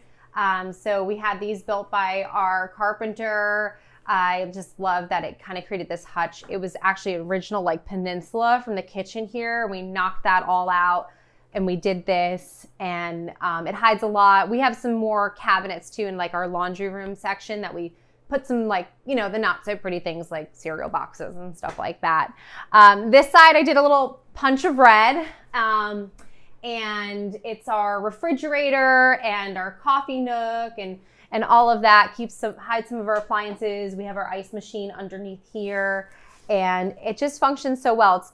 I love having this space because it allows us not to have everything in the kitchen that you don't want to see every day.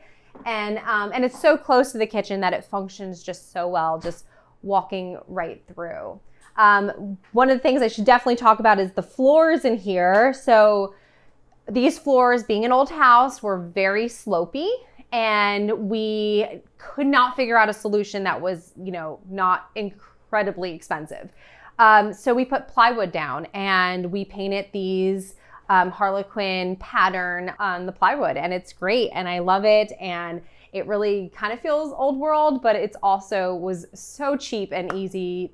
Well, I wouldn't say easy. My neck hurt for about a week after, but it was definitely a great solution to buy some time until we can do tiles or something down the road. So from here we have our teeny tiny powder room. I mean, it's tight, but we made the most of this really tiny space. So we created this sweet little English cottage powder room. One of my favorite features is this little corner sink that we put in to save room. The little wooden toilet seat is a great detail in here. And we actually took out part of the tile wall and built this out because you literally couldn't even sit on the toilet. It was that tight. It was so tight. One of the best DIY tips that we did was we had the old original tiles behind here, and instead of demoing the whole thing, we just put this vertical shiplap right on top, and it made such a great solution and allowed us to be able to DIY this bathroom without hiring a professional.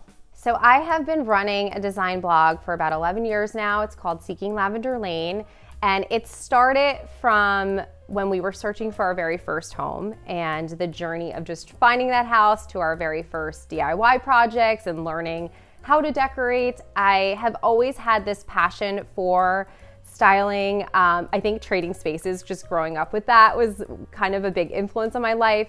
I then really fell in love with fashion. I went to school for fashion studies, and after graduating, I worked in the bridal industry for quite a while, and then from there I started falling in love with just styling our first apartment to finding our first home.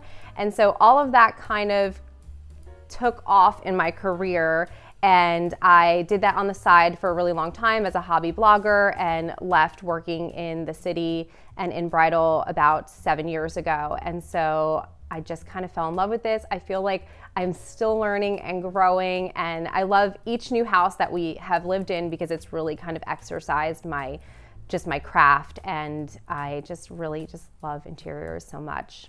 All right, so there's a lot more house left, but I'm gonna show you just a little bit upstairs. We'll take you up to take a look at our primary bedroom and bathroom space.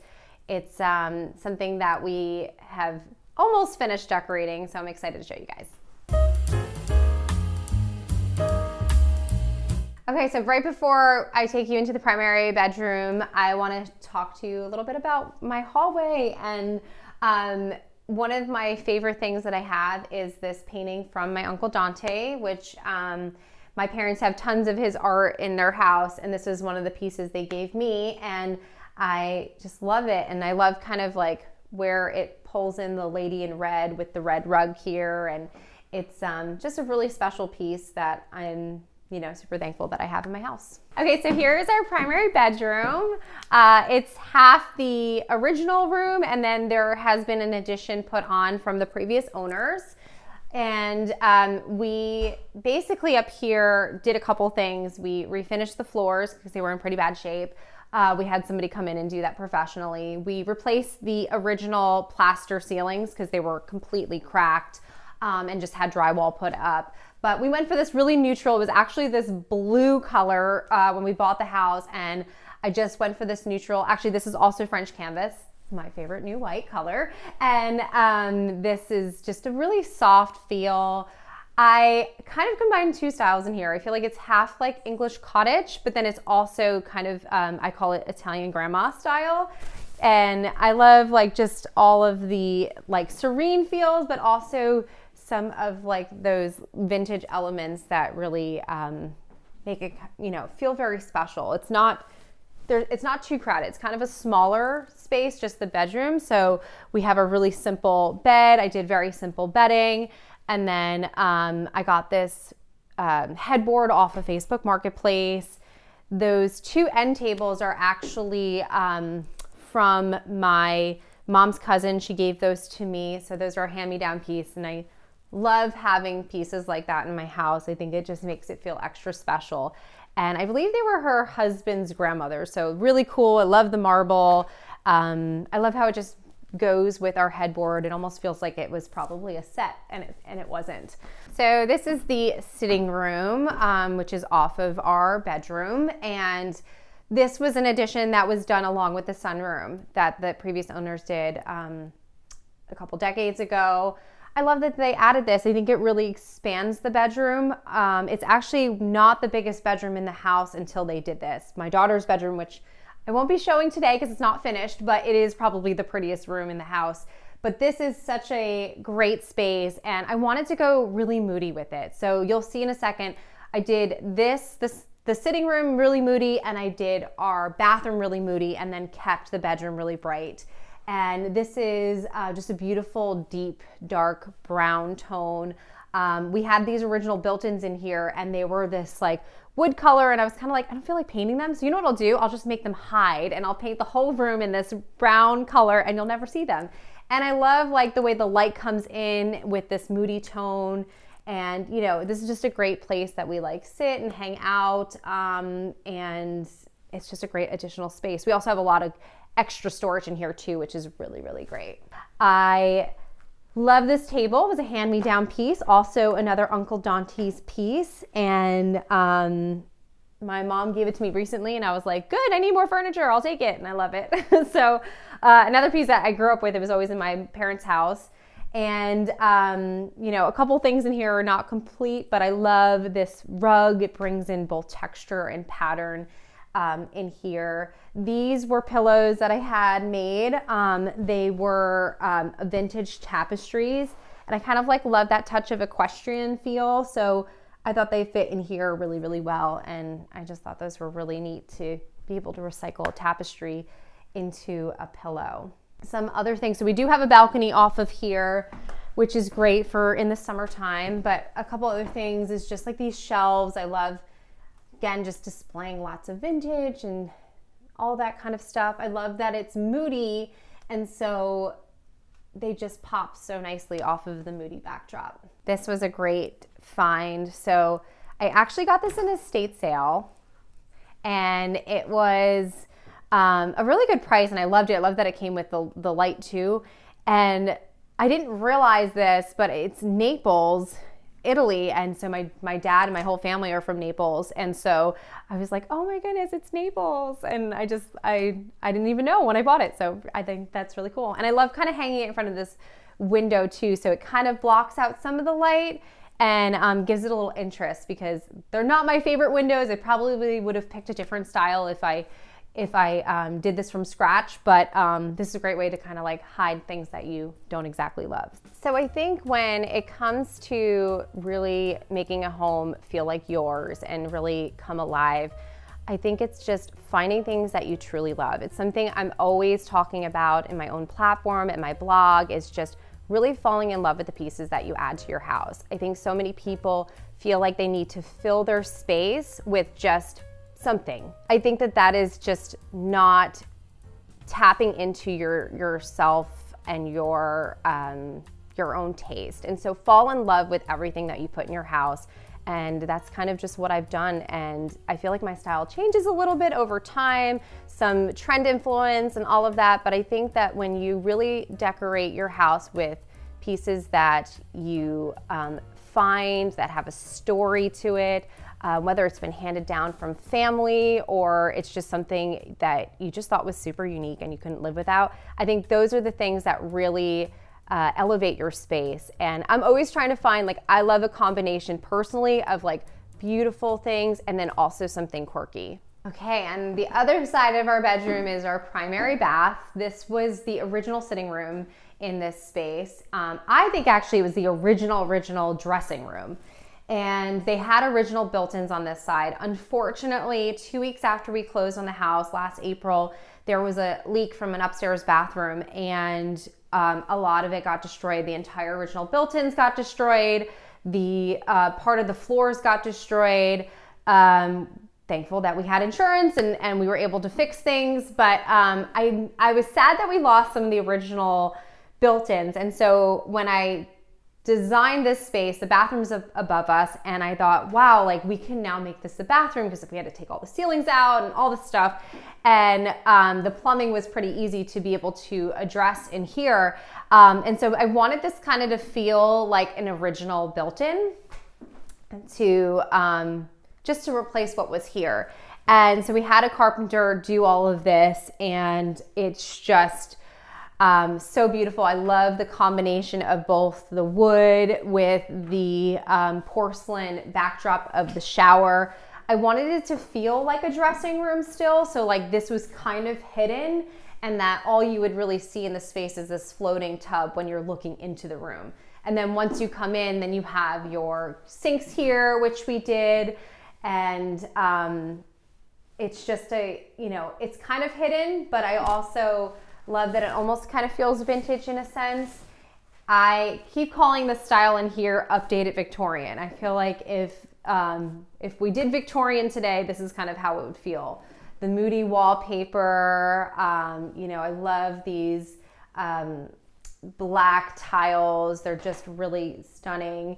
And just having these floating pedestal sinks is a great feature. So probably thinking, well, where do you hide all the things? Well, we have these drawers that we had our carpenter make. So they do push in on this wall. And then we have shelving inside. This is our toilet room. I won't necessarily show you the shelving because it's probably not super neat, but this is our toilet room, which is hidden, which is kind of great. Inside the shower, I'll show you, we did this porcelain slab, which is a lot less expensive than marble or anything else. It was actually, we had it cut in twos to save on the install. It was almost half the price. So if you're wanting to do a slab, cut it in half. You barely could see the seam in between. It was a great, just a great way to be able to get this and do it on, a little less expensive than doing a full slab. And then we did this checkerboard pattern on the floor here. And I just kind of love in here doing that like mix of patterns, having both the black and white and then the large scale veining and then this large scale floral pattern on the walls, We have a couple more things I want to still do in here. I've been on the hunt for some curtains and things like that, but it certainly looks completely different than what it looked like before. It was a blue sitting room with a TV in the corner, and I think if the previous owners came back, they'd be quite surprised at what it looks like now. But I feel super thankful because the original bathroom, which is now our closet, was super teeny tiny, and if it wasn't for the leak upstairs, we probably would have never done this. But once the ceilings came down and everything, it only made sense to kind of make this bigger space our primary bath. So in the middle of the room, I decided to do this floating tub. Believe it or not, I actually haven't used the tub yet. So one of these days when I'm not busy, I'll actually get in this tub. But I love that it's in the middle of the room. It becomes this feature. We also did this mirror. It's a vintage mirror. It didn't have any backing to hang it. And so I took this and kind of made it feel like a bathtub tray. And it's another great way to kind of like keep my everyday items like perfumes and Q-tips and stuff like that out and about, but kind of also styled. And then above here, I really wanted a vintage fixture and I could not find one that that worked, and like, you know, we were in the electrician's time frame and stuff, and so I just ordered this one from Overstock, and honestly I just love it. It like really fills the room so beautifully. It gives it that kind of glamorous touch, and I think it just like really finishes the space really, really nicely. We did this little room divider here too, which I really like. I bought this for my friend, and it is just like the perfect little touch to, especially because you have a floating tub, so I kind of feel like it looks like, oh, you know, you could have some privacy with this, but it's also really pretty. And then over here, I guess I could show you this side too. This is, again, just adding more portraits and vintage, my favorites. And this cute little bamboo cabinet I just love. I bought it from one of my vendors on Vintage Keepers, and she buys a lot of her stuff in France. And it's just the sweetest little piece. Like my husband stores some of his like everyday stuff in here. And I just love the way it looked with the wallpaper, and of course that it's French. So I love that. Home is for me a place that is just restful. I probably became a homebody more than I ever thought I would be. And so I love styling my house to a way that I'd never want to leave. And I love being here with my family, and you know, we try to make every day special. We romanticize the everyday. So whether that's, you know, decorating with candles, so it just has such a mood.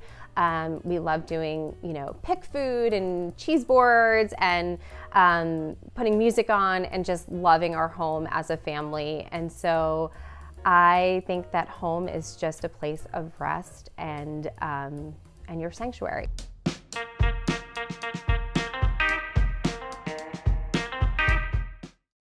Hi, Homeworthy. I'm Lindsay. Welcome to my home in Denton, Texas. Come on in.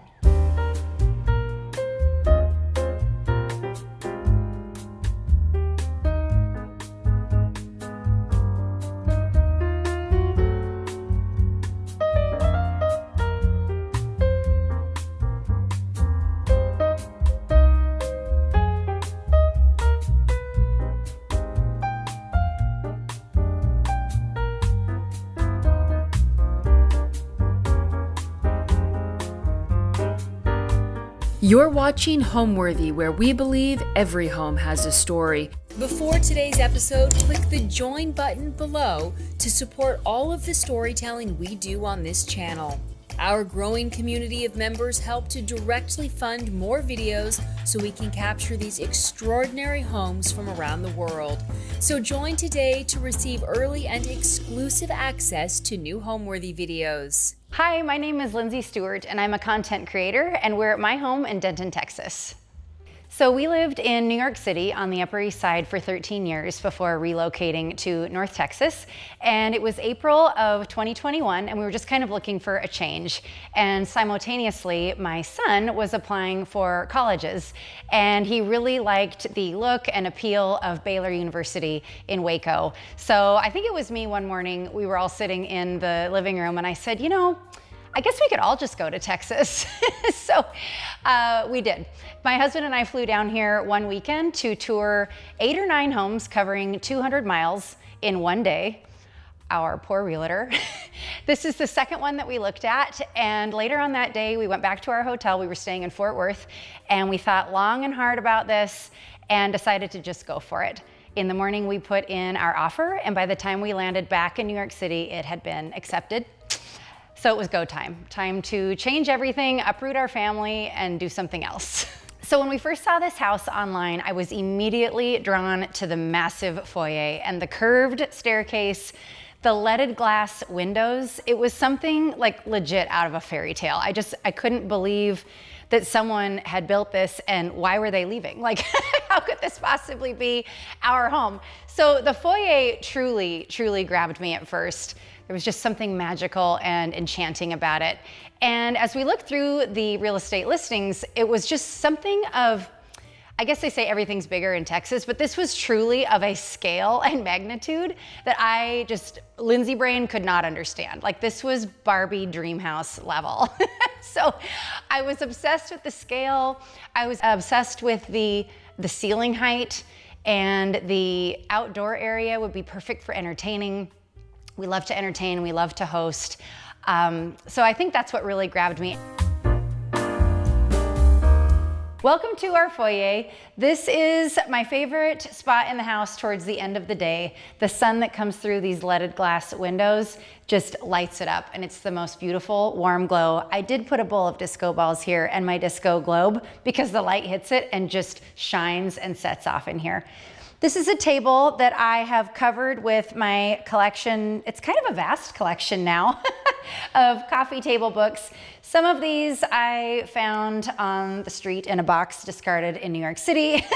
Some are written by our friends, and some are just amazing art books and history books and photography books. I'm kind of a nut for all things art, fashion, photography, and history. The green and white striped X benches under this table were actually also found on the curb in New York. And Josh and I were on a walk, and he's like, okay, if they're there when we come back, let's take them home. I'm like, okay. So we came back from our walk, and there they were. They did not look like this, however. They were squashed down, old disintegrating foam and nasty stained fabric. You're probably wondering, why did I bring these home?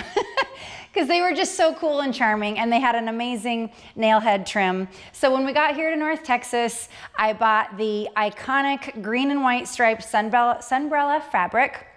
You might recognize this from the loungers at the Beverly Hills Hotel, and we had them reupholstered, and I just love them. I love where they came from, and I love how we have given them a second life.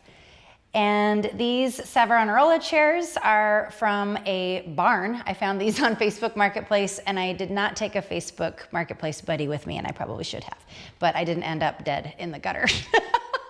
Anyway, I like to put these 4 chairs around this table because they're just kind of different, and they set the tone for a modern and eclectic adventure that you're going to have in our house.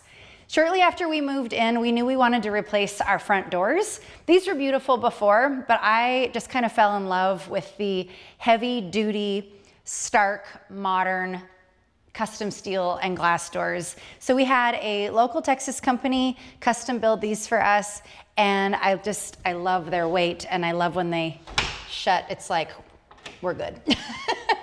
So this was a big undertaking.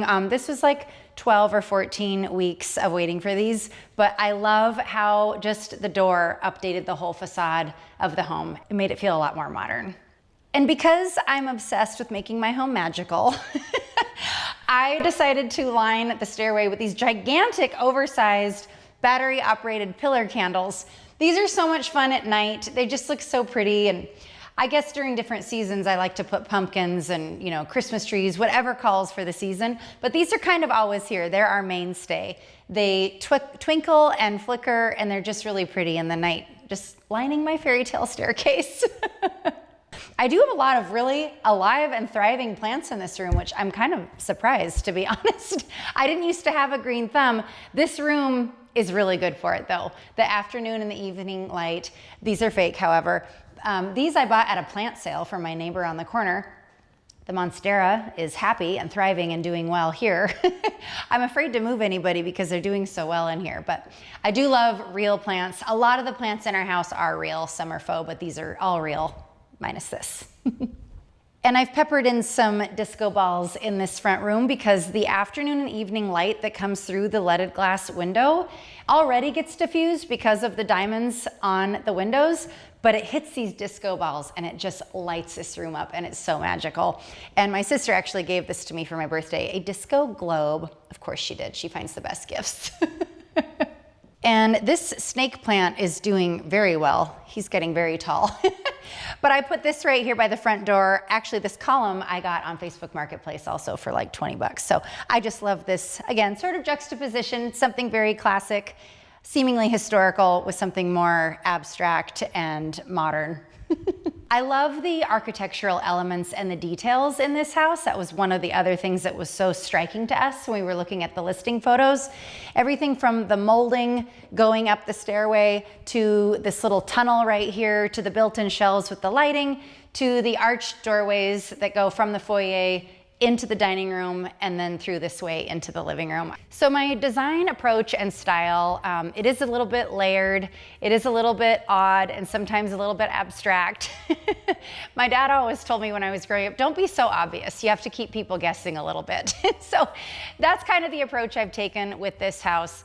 Josh and I have pretty eclectic tastes in general. We love modern, eclectic, old, vintage, thrifted. I like brand new, nice things, you know, planned purchases, if you will. But I think overall, I'm shooting from the hip. I have an idea in my mind. I have a kind of destination where I want to go, but I don't really know how I'm going to get there. I do like to put lots of different types of things together. And if it works, great. And if it doesn't, I'm not married to it and I can fix it tomorrow. So welcome to our dining room.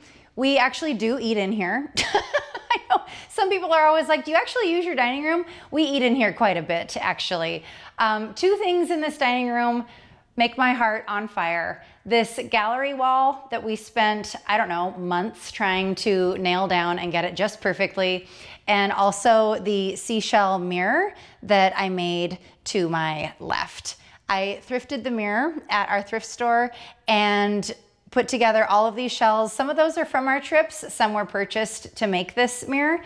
And I just puttied and did joint compound and then set all of the seashells in and then painted it white. But I love how it turned out. I've always loved those mirrors, but they can be very expensive. And I didn't think there was any reason why I couldn't just make it myself.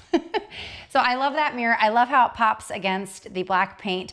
This is Green Black by Sherwin-Williams, and it is a glossy finish. I absolutely love this room. I love it. This room, our vibe and our inspiration for this room was New York supper club vibes, kind of like a private little supper club. So I wanted the gallery wall to be super editorial. I did not want it to seem organic and like too artsy. I wanted it to seem polished, particular, and almost formulaic. And I think we did it. So we just took a bunch of more editorial style photos from, gosh, Josh and I are going to be married for 24 years in September, but we've been together since 1994. So it was a large, long-winded, daunting task to go through that many years of photos and pick a highlight reel for this wall. But I think we did it, and it's not permanent. We can swap things out as we want, as we have new favorite photos. But the one we put in the center was taken right before we got married.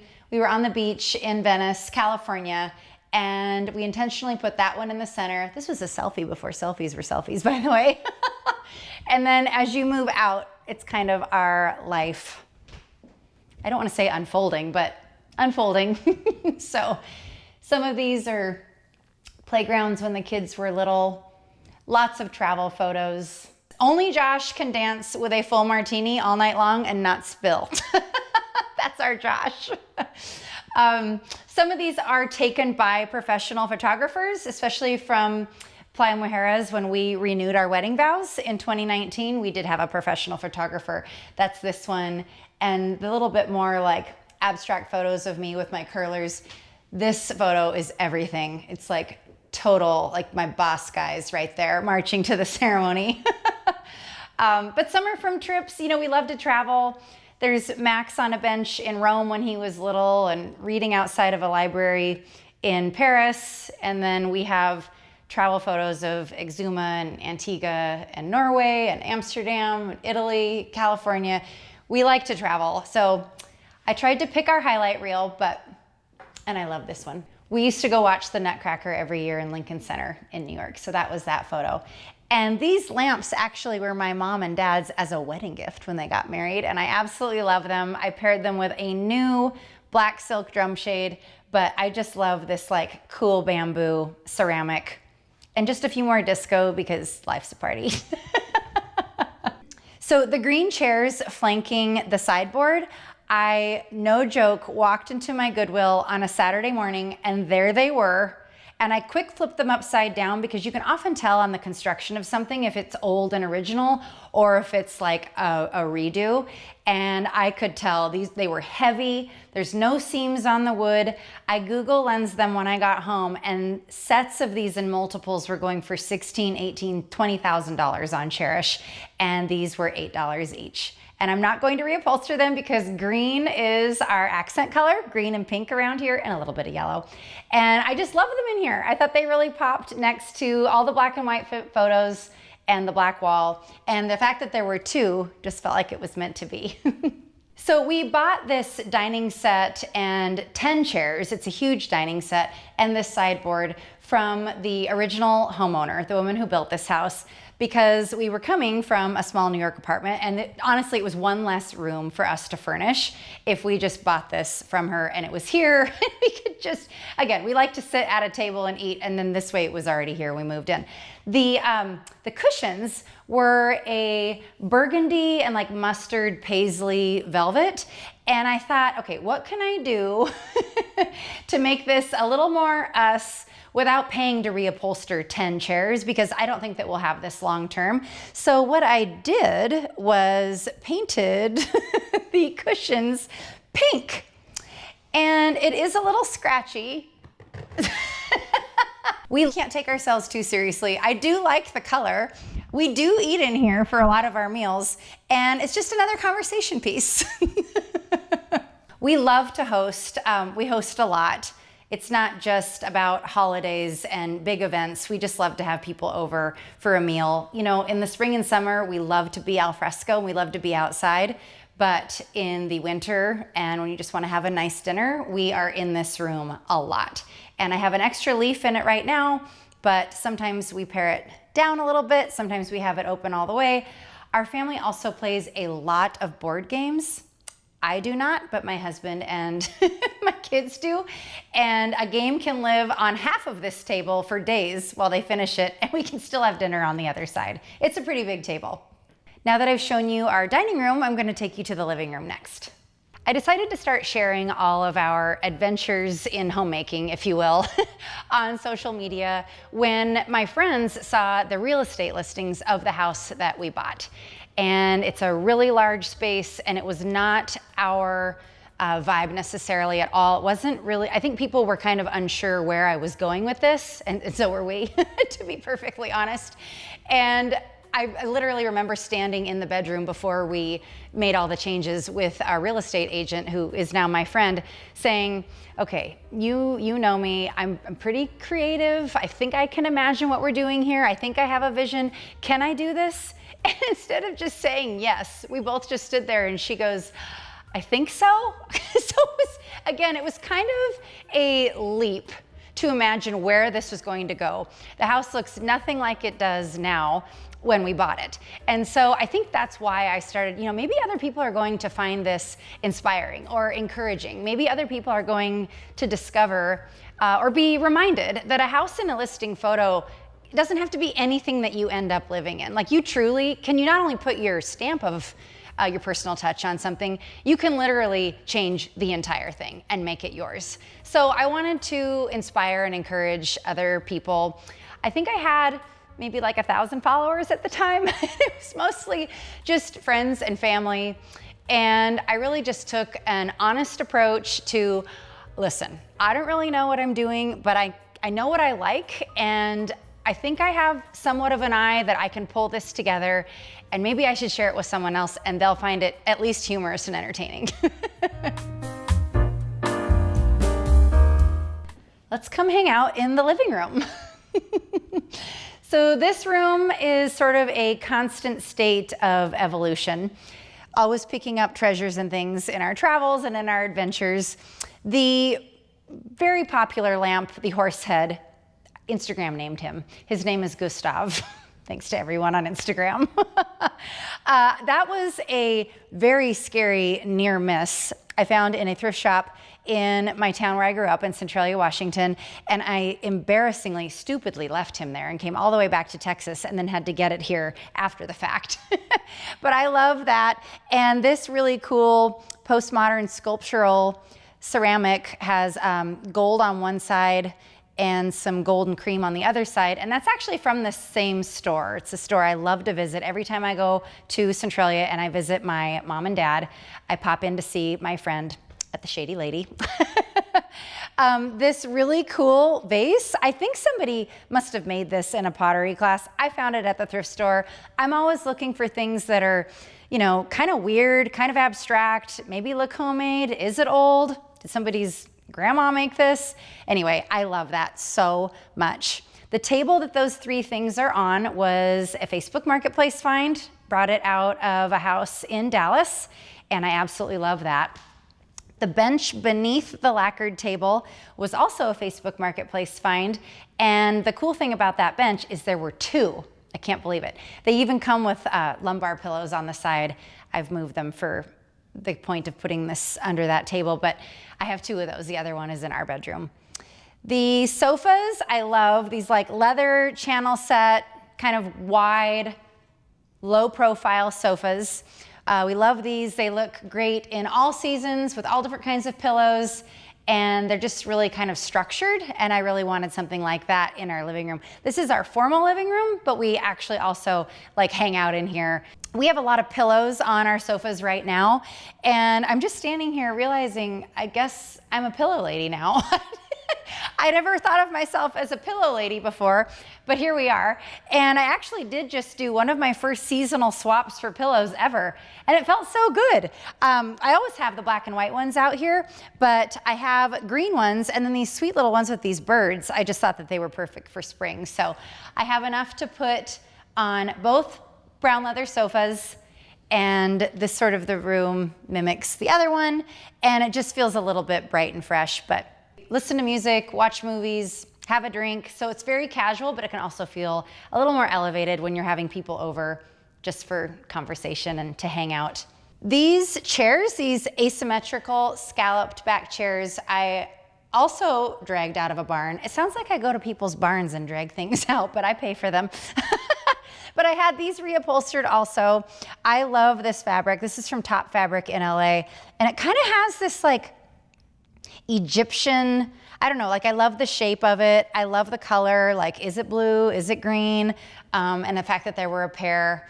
We actually had to really rebuild these when we got underneath the hood. Our upholsterer had to completely rebuild the channel. They were just old, not rotten, but falling apart. And why spend that kind of money reupholstering a piece of furniture if the inside is eventually going to fall apart even further and be in further state of disarray? So we did those together, and he's in Dallas and he's wonderful. And so I just love those.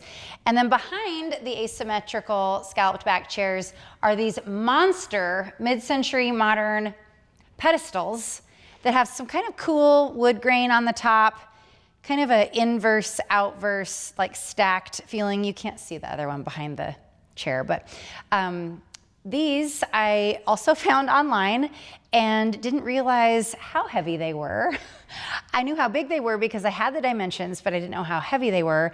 And when I showed up to get them, I'm just like thanking God the woman had put out a dolly.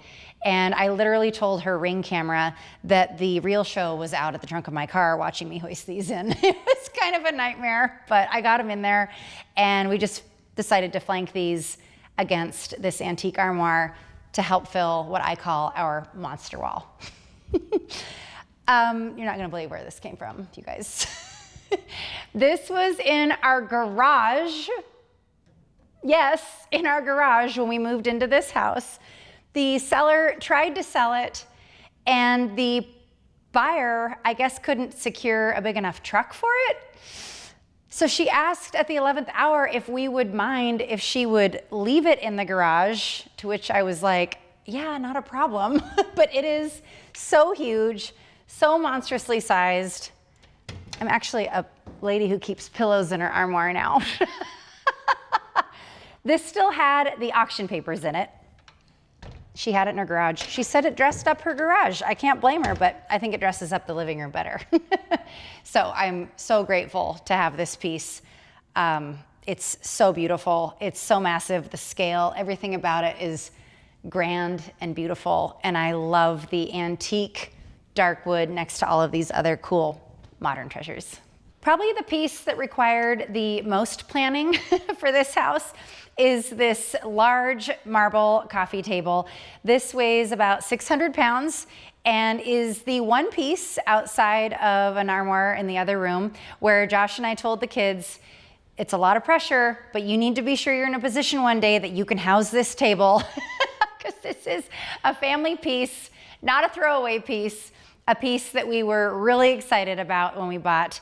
We had been in Texas for about 6 or 8 months when we really started focusing on our furniture shopping and making calculated decisions on what we were going to plan out and, you know, spend a little bit more on certain pieces and what we wanted to be a little more quirky and off the cuff on. And this table was one table that we really, really wanted to purchase. And so it's the RH marble plinth, and it's the big one. It's the big dog. I love it. I love it so much. So this living room has 20-foot ceilings, and it's a blessed cursed. It's really hard to fill up. It's hard to put things, so the scale feels correct. So I decided we're just gonna lift things onto tables. So we bought this table at the Goodwill, this Victorian antique, and I repainted it to make it match our house better. And then I put this beautiful 10-foot fiddle fig from Nearly Natural in these awesome clay ceramic pots, literally just from the Home Depot, but I think they're so cool. They look very legit, and they're real. They're not plastic. And I also put these trees on paint cans for extra height. And I think people maybe thought that was a little strange or a little off in the beginning, but when you're trying to fill a space, I love to go up. It's one of my favorite things to do is to go up. Get things off the floor, draw the eye up, look around, open your eyes, look around, right? So I was like, we're gonna put that up on the table. Even Josh was like, that's a really tall fiddle fig on a very tall table, and he's not wrong. But I love how it takes the eye up. And so we have this fiddle fig from Nearly Natural, and then 2 palms flanking. It's very symmetrical in this room on this wall. That was kind of intentional. But these are also Nearly Natural and in the same pot. So I just love how it takes the eye up and it feels very breezy but polished, kind of like a hotel lobby or an atrium. And I think that we pulled it off. When we first moved in, the very first thing we did was hired painters. They were here for 16 days. It's a pretty big house. And I actually hired a color consultant who now she is my friend because I didn't want to mess up something. There's a lot of like crossover in this space. The foyer leads to the upper balcony, leads to the living room, leads to all of these main living spaces. And I really wanted help picking out the right color because I don't understand Texas as far as seasons and what it looks like at different times of day. So I really wanted to make the right choice and only have to repaint this sucker once. So initially the walls, I mean, they were really pretty. They just weren't our style. They resembled what I have explained to be like a brown cafe in Amsterdam. Very Mediterranean inspired. The walls were a yellowish cream and then kind of glazed over with a brown, meant to look very aged and old European. And it was beautiful, it just wasn't really our vibe. I wanted something light and bright and very lofty feeling, kind of like an art loft in New York, like downtown. And with these monster walls, I knew we could pull it off. I just needed the help. So the painters were here and they did all the walls. They did all of the iron balustrades on the ironwork. We didn't do all of the bedrooms. We kind of waited to see how this house spoke to us and what it felt like after we lived here for a little while. So a few of the rooms we did know what we were going to do. We painted our room a dark, it's not black, it's like a dark gray, Sherwin-Williams iron ore. Our dining room is a glossy black and it's called green black. The rest of the rooms we just kind of waited on. We had a lot of wallpaper to remove, and I knew that I wanted to put my personal touch on some of these spaces also and do a few things myself. I'm not a DIYer, and my social media, my content that I create is not DIY, but I do pepper it in. I always say just a small dose of DIY. So I knew I wanted to put some of my personal touch on some of these rooms later once I got to know the house a little bit better.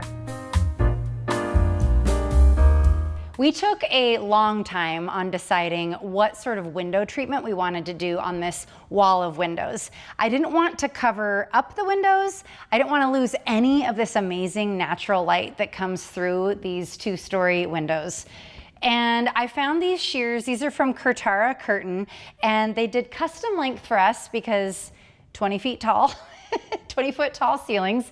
And I love that we were able to just flank the windows, diffuse some of the light through them, but really it just framed out the whole wall and made it look polished and finished without covering anything up and sacrificing any of the natural light. When we moved in, this fireplace was painted a peach faux stone. And I didn't know what to do with it. I just knew once all of the walls in this room were painted white, then it looked like orange sherbet. So I wasn't sure what to do. So first I painted this whole thing white and just had it match all the walls in here. And it felt better. It felt a little bit better, but it still felt like I was trying to make it blend in, like I was trying to cover it up, like I was trying to hide it. So we had a crazy ice storm, last January, and it was a snow day, and I decided that we're gonna paint it black.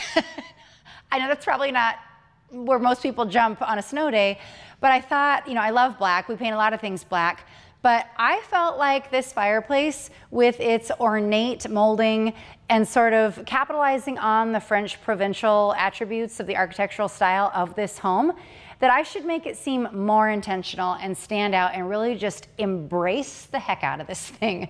It is huge. It is such a tall fireplace. And I think black makes it look so intentional, purposeful, and I love it. And now that it has all these coats of paint on it, the ornamentation actually looks more aged and antiqued now and not as sharp and rigid as it was originally. So I think it was a win in my book. The art on top of it, I found at my thrift giant. And again, I'm kind of always looking for things that are huge, and then I find a place for it later. Because truly the scale in this home is, I'm paying attention to the scale often because it can swallow up something small so fast, and it really kind of just gets lost in the shuffle. So I'm always looking for things that are big, and I do like things that are bold, hence the black fireplace. Painted on a snow day. And so when I saw this art piece, I was like, oh my gosh, that has to go on top of the black fireplace. And I just love the blue that picks up on the asymmetrical chairs, the touches of pink that I'm trying more and more to incorporate. I think pink's gonna be my new neutral. I don't know where that came from, but I'm going with it. And the crystal prism candelabra belonged to my great-grandmother, I believe. And I absolutely love that. It was at my aunt and uncle's house for years, and then it was at my mom's, and she gave it to me last year. And I love it. It moves around. Sometimes it's on the coffee table, sometimes it's on top of the mantle. I love this little vignette, this sort of collection of some of my favorite things. This piece of art is actually from one of my favorite artists right now. This is Ron Giusti, and he does some really cool, awesome, modern graffiti type style art. I absolutely love his. This is a heart, so good. And over here, we just have some neat things like, this is a line drawing that my sister gave me from when Josh and I renewed our vows in Mexico in 2019. And then I have some other just thrifted treasures The goose on top, the mid-century modern sailboat in the marble slab, some cool vases. All of the pothos are literally clipped off of my mom's pothos plant that she was given on her 16th birthday. Everybody, wow.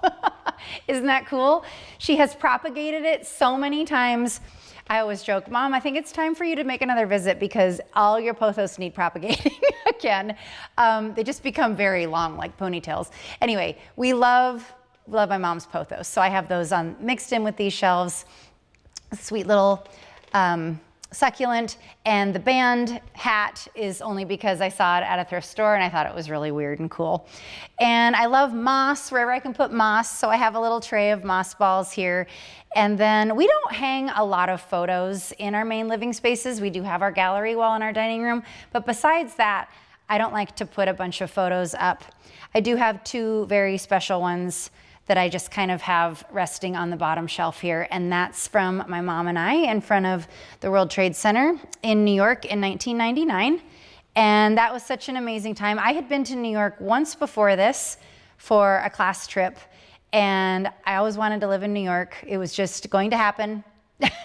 Just grew up knowing I would one day live in New York. And so my mom and I went there for my high school graduation trip. So we got those photos, and those are probably my two most cherished photos in the house. And about a year after that, less than a year, Josh and I got married, and a few years after that we moved to New York, and so that's how that. So I have two cool little apples here. This is from my friend Vanessa, and that one I thrifted, and so that's just a really special, fun little vignette. So we have a pretty eclectic style. I would say that Josh and I have a vast array of interests. We love music, we love art, we love entertainment, we love history, and I love design from an earlier era. I love vintage, I love antiques, I love postmodern, I love modern. So that is our style. I always joke and tell everybody, if anybody wants to follow me, like, this is the place where I'm going to tell you to be unboxable. We can't be trying to fit into 4 straight sides and be like pigeonholed. Like, that's not my vibe, and that's not how we are built. We are such multifaceted people, and I think that our design and the way that we create our spaces can reflect exactly who we are. So Josh and I love, textures. We love the nostalgia of Slim Aaron's photography. We love amazing modern arts. Andy Warhol is one of our favorites. I love Hunt Slonim. I have a new artist that I love, new to me, Ron Giusti. I love modern photographers like Lena Found, and I just have so much fun putting all of these things together with Goodwill, estate sale, thrift store, art, textiles, and furniture, and wrap it up in one big bow. This is our bedroom, and we wanted to do this one in a really dark, cozy color. So it's Iron Ore by Sherwin-Williams, and we color drenched the whole thing. We did the trim, the doors, the baseboards, the walls, everything. And I just love this room. We like to hang out in here. We have a fireplace in here. We actually have a TV behind this cupboard. So it's just a really cozy place to hang out, read a book, and it's a great sleep, color drenched in this dark gray. This antique, I love this piece. This is the one piece, we've moved a lot over the years, and this is the one piece that Josh always sits down the movers. And he's like, of all the things, you're not gonna break this.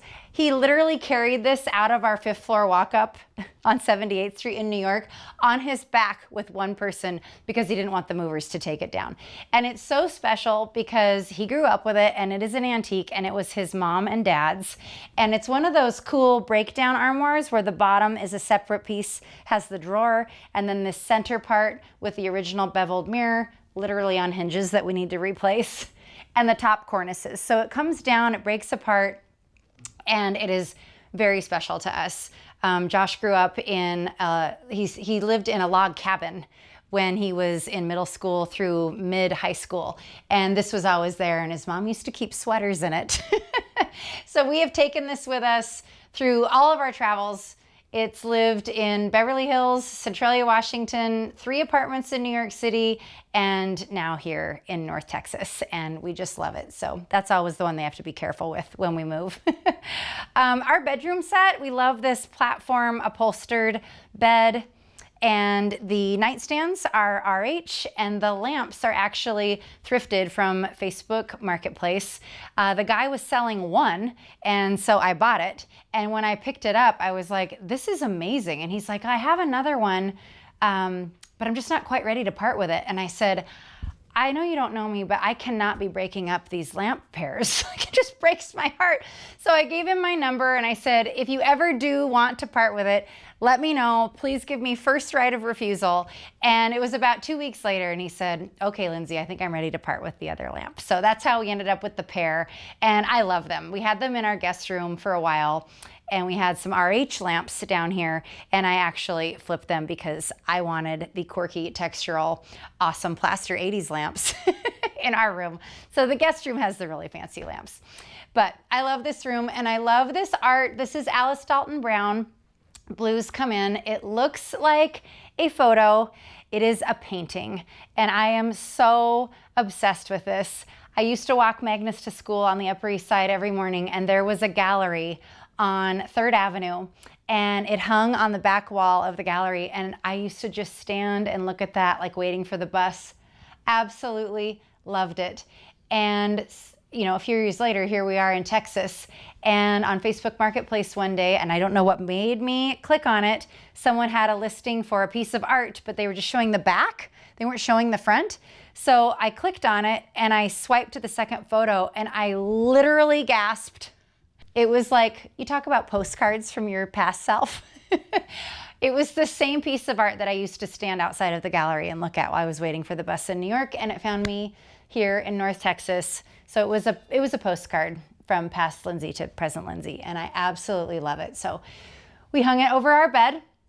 We are city people, but we are very much coastal beach people, and so it's kind of the best of both worlds, which is why I have a big apple on Josh's bedside table and a huge seashell on mine, sort of our worlds colliding.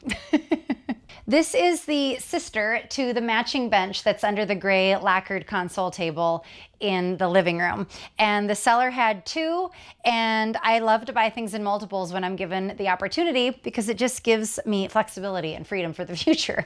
You never know when you want to be symmetrical and flank things, as you saw in my living room. I like to do that a lot. So anyway, we put the second one in here. These are the pillows that came with it. And it's just kind of mid-century, it's cool, it's really sturdy, and I love just having it here to kind of anchor the end of the bed. And then on this side, this is just a white chaise lounge that we actually just got from IKEA when we lived in New York, because in New York, everything has to do double and triple duty, and it's also a huge storage piece. That's a really nice piece to have. This lamp, oh my gosh, just want to give her a hug. I love this lamp. Even the original shade. This is one of those cool textured column lamps from the 80s. I love it. It's got like a cool wood base. It weighs so much. My mom and I found this at an estate sale. I use estatesales.net, and I was looking through the listing photos for this particular sale, and I saw it in the background of one of the photos behind a desk, and I zoomed in and I'm like, Mom, we're going for that. And she's like, what are you even looking at in this photo? So we get there and I go look for the room with a desk, and I found it, and there it was behind it. It's so heavy that the guy had to haul it out to the car for my mom and I, but I absolutely love it. And it just looks, I think everything in here pops against the black walls and the black velvet curtains. These are from Kurtara Curtains also, the same people who did the white sheers flanking the living room windows.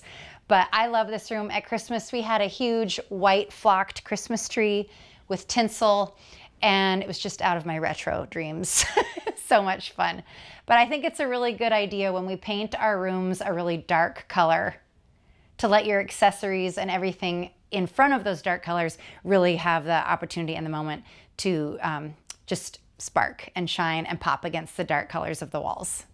The thing I love the most about our home is the juxtaposition we have and that we've really capitalized on between the light, bright, big, vast, open living space and the dark, moody rooms. It didn't exactly start out this way, but it became like intentional. Like when I'm in a small room, I really like it to feel completely color drenched, like a warm, cozy hug. We've taken 3 of our bedrooms, dark, moody, and color drenched in these really rich, beautiful, dark, warm tones, and left the living room intentionally very light, bright, and airy. So now we're in our closet. Josh and I share a closet.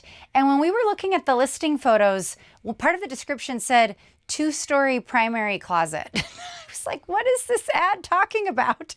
And it's true. We have a spiral staircase in our closet. It's so wild. New York City apartments have this in like their living rooms.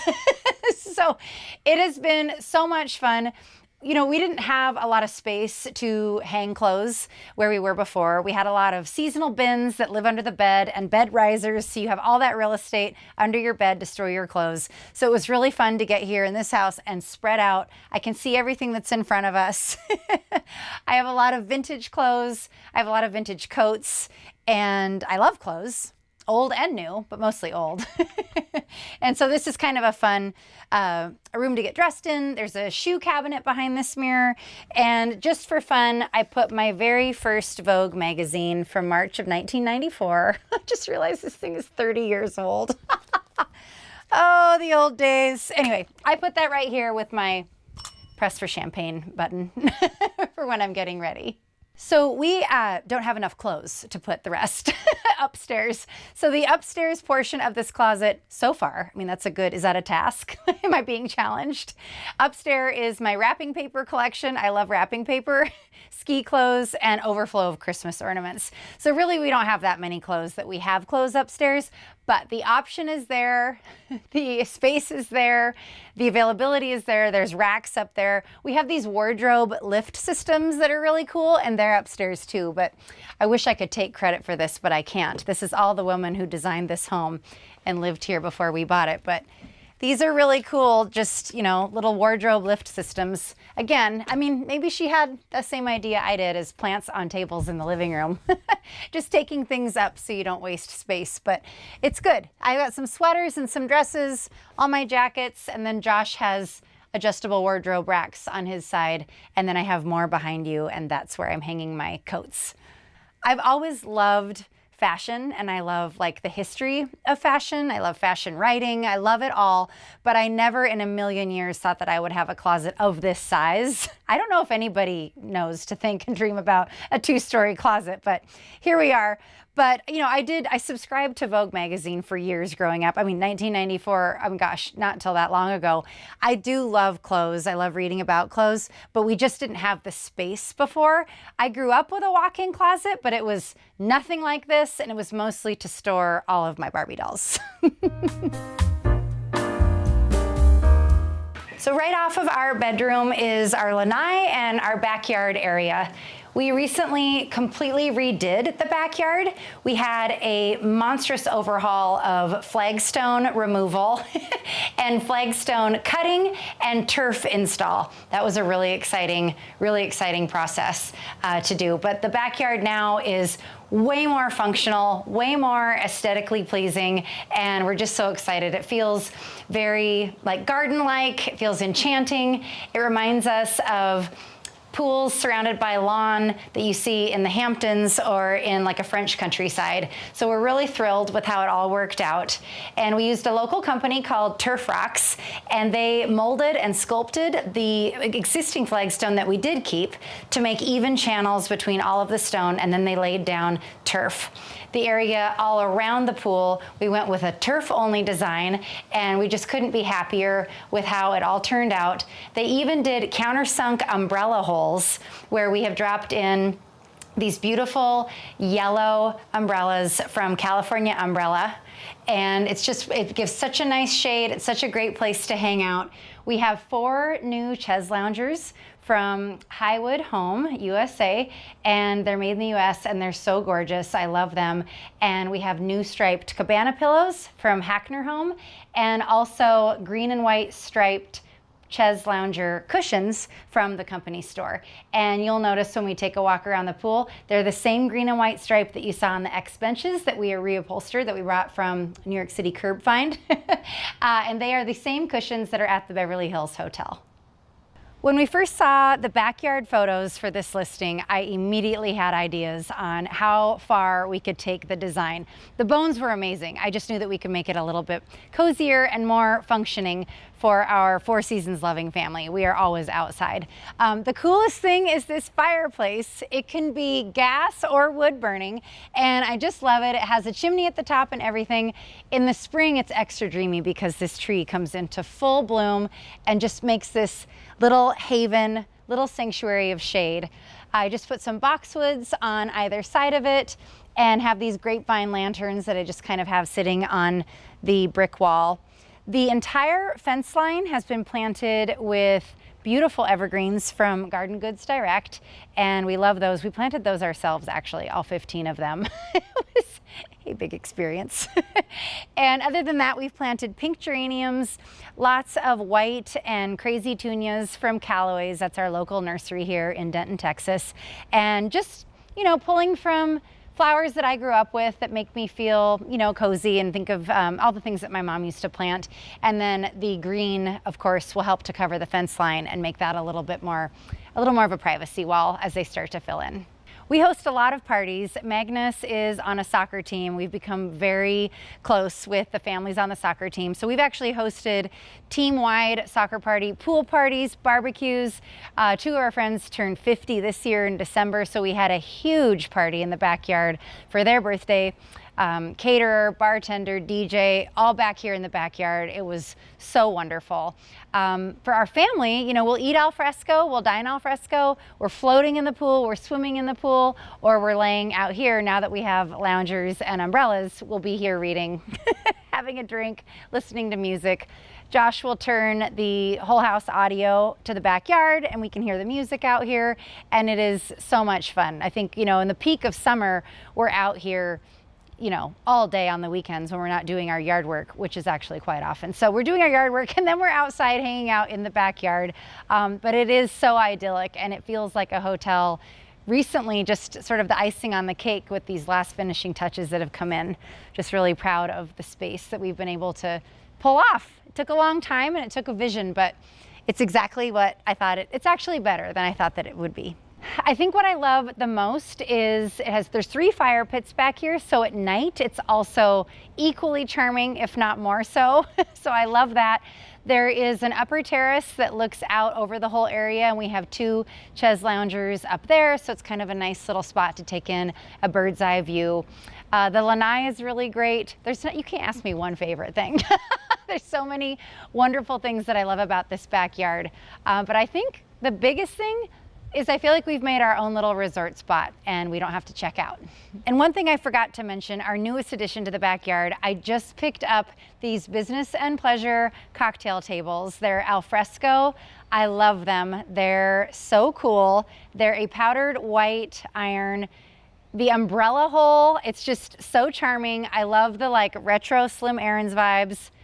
Meets Palm Royale, meets Beverly Hills Hotel. They're just so smart. I knew we wanted a little low cocktail table and a place to put your book and your sunglasses or your hat when you jump in the pool. And I love that the umbrella just goes right through the bottom, right through the center, and into its umbrella hole in the ground.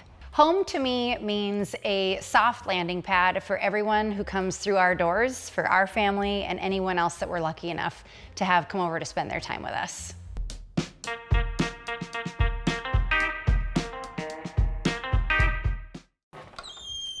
Hi, Homeworthy. I'm Lo. Welcome to my apartment in Los Angeles.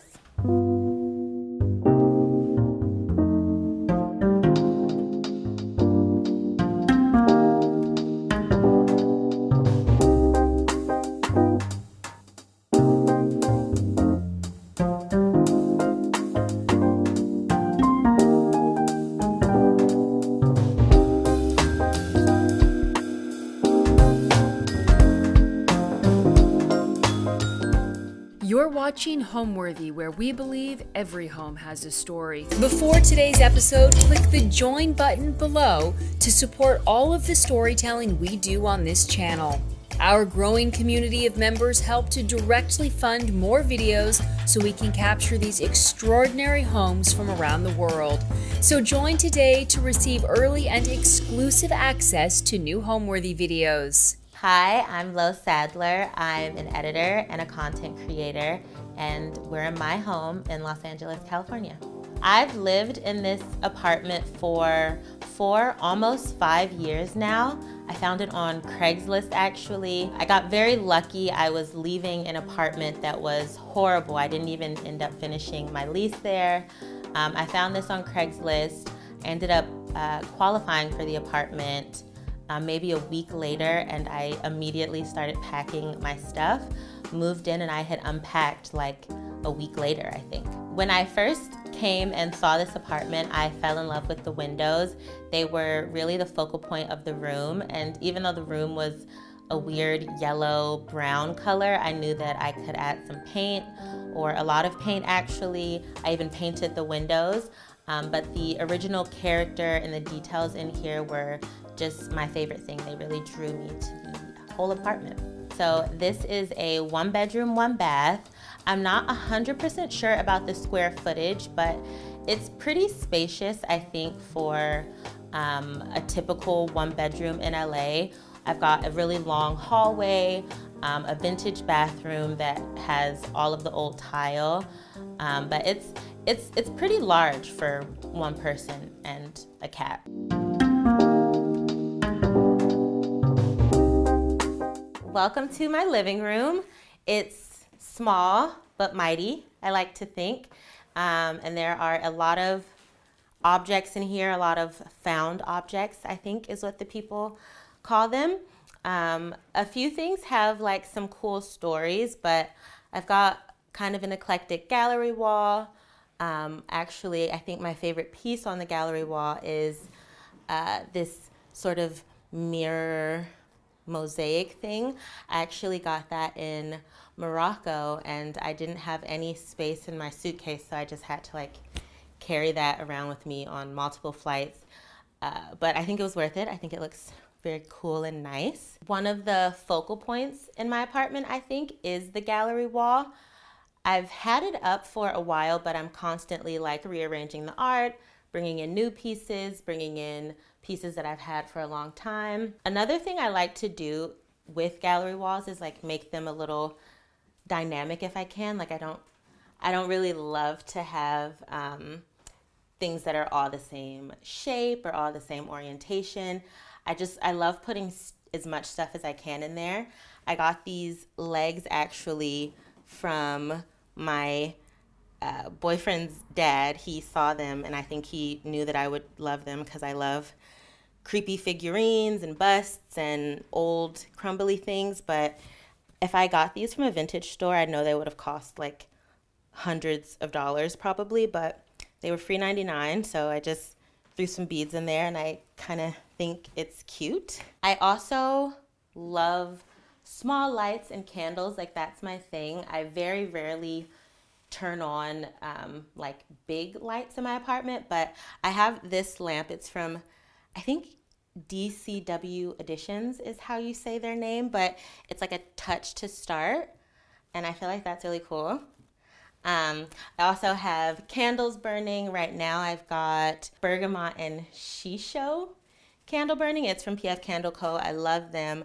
I have their candles like all throughout my apartment. I'm kind of a hoarder when it comes to candles. That's my character flaw, I guess. But I've got a little bit of more creepy figurines sort of speckled in on my console here. These I grabbed just at Goodwill, I think, or maybe Salvation Army, and I use them as bookends.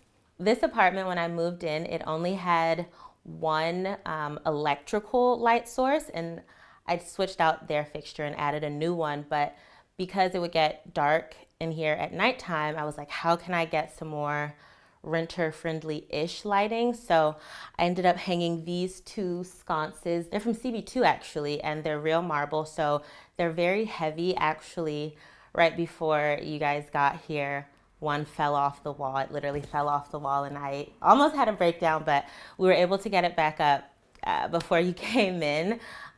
We used a bunch of anchors. I also have a chandelier that I sort of just mounted to the ceiling. There is no electrical connecting that to anything. I usually just have a puck light in there so I can sort of turn it on when I need to, but really I just hung it because I think it looks cute. I thought it could sort of be a part of the gallery wall as well. And it looks a bit funky, but I love when I have things coming down from the ceiling because it's such a big unused space. This corner is an interesting corner. I've had people question me about it a few times, but I don't watch a ton of TV, but when I do, I like to be able to like just watch TV easily. I know a lot of people like hide their TVs and they have the frame TV, which I think is very cool, but until I can afford a frame TV, I just got a regular one and popped it on an easel. This is not even a TV easel. It's like the cheapest easel I could find. And it holds my TV pretty perfectly, I think. And it sort of makes the TV look a little bit less of an eyesore. I like to think it's still a big black box in the living room, but I don't mind it. I don't think you really need to hide your TV. I know that's kind of like a faux pas with like real designers. But me, I'm like, you know, I live here, so I want to have the TV accessible. Also in this corner, I actually have a little closet. It's full of stuff. That's like my storage closet. I have all the doors that I removed from the rooms in my apartment, just kind of jammed in there. But I didn't want to like completely close that space off because there's the cutest little window in there and it lets in like good natural light, which I love natural light.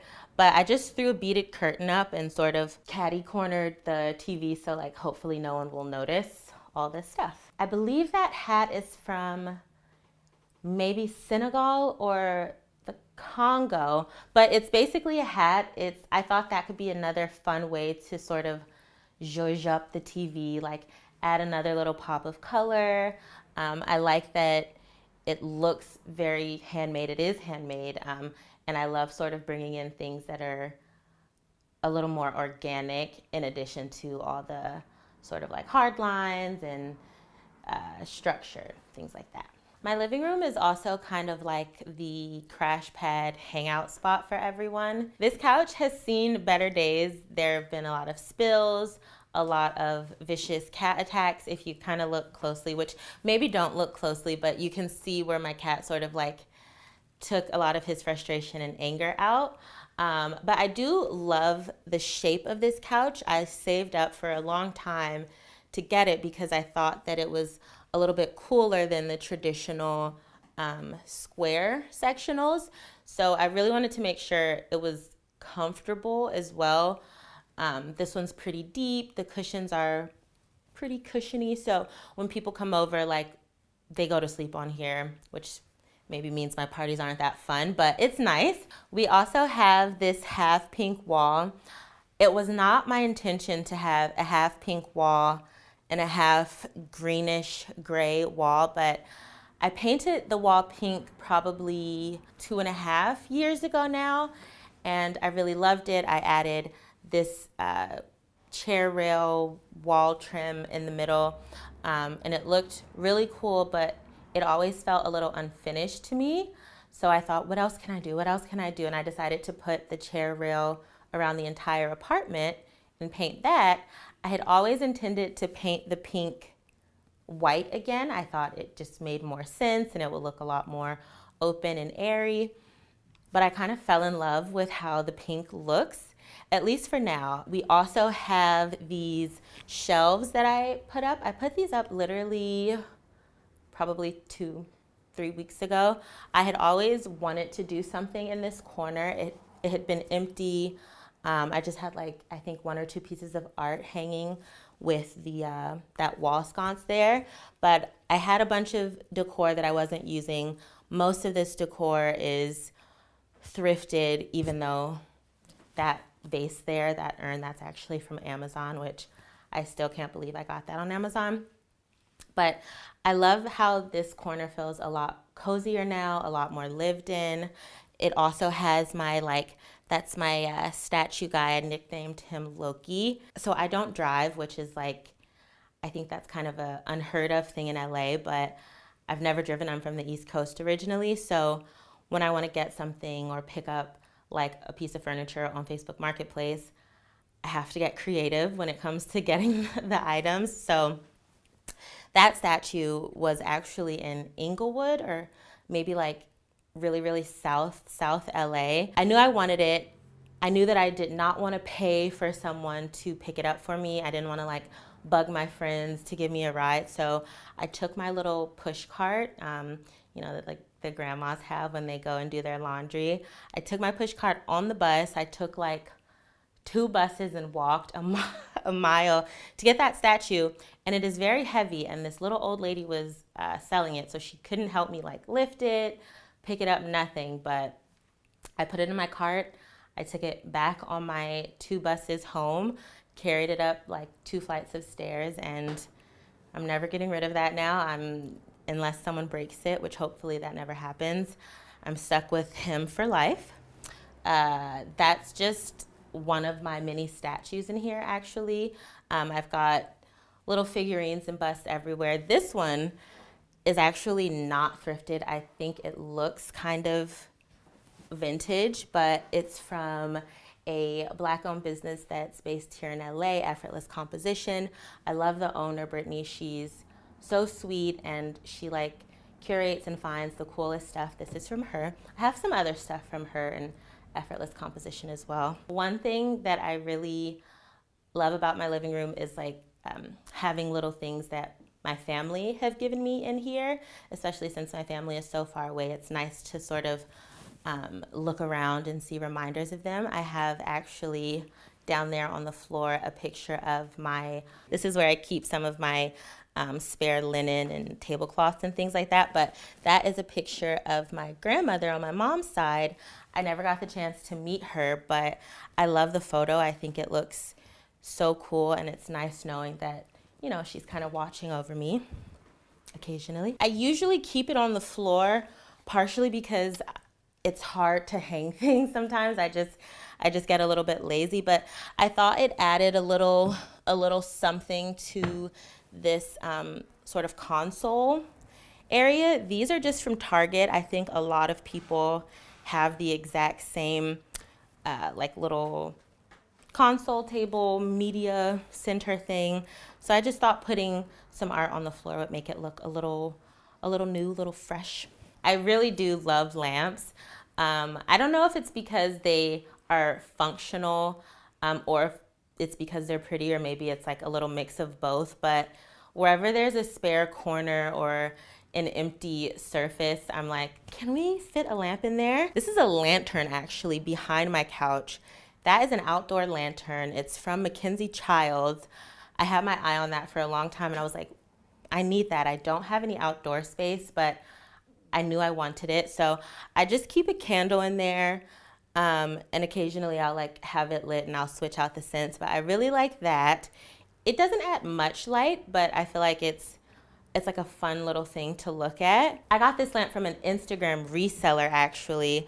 I had been stalking this girl for a little while on Instagram. She also finds and curates the best stuff. All of her things are vintage, really unique and quirky. She drove all the way from San Diego to drop this off. I love this. This lamp has been all over my apartment, in my bedroom, used to be on the console table over there. I literally move this lamp and everything around all the time just because, you get bored with stuff, and it's fun to see how things will look if you put them in a new space, give them a little bit of new life. I'm not really sure about these curtains yet. If you look closely, you can tell that they're a pink gingham. I think if you pull back, they look purely pink, but they're not purely pink. They do have a pattern, and they have these cute little bows at the top. It's very girly, which isn't normally like me, but I've just been embracing pink lately. I'm in my pink era, and I love that they're very feminine, I think.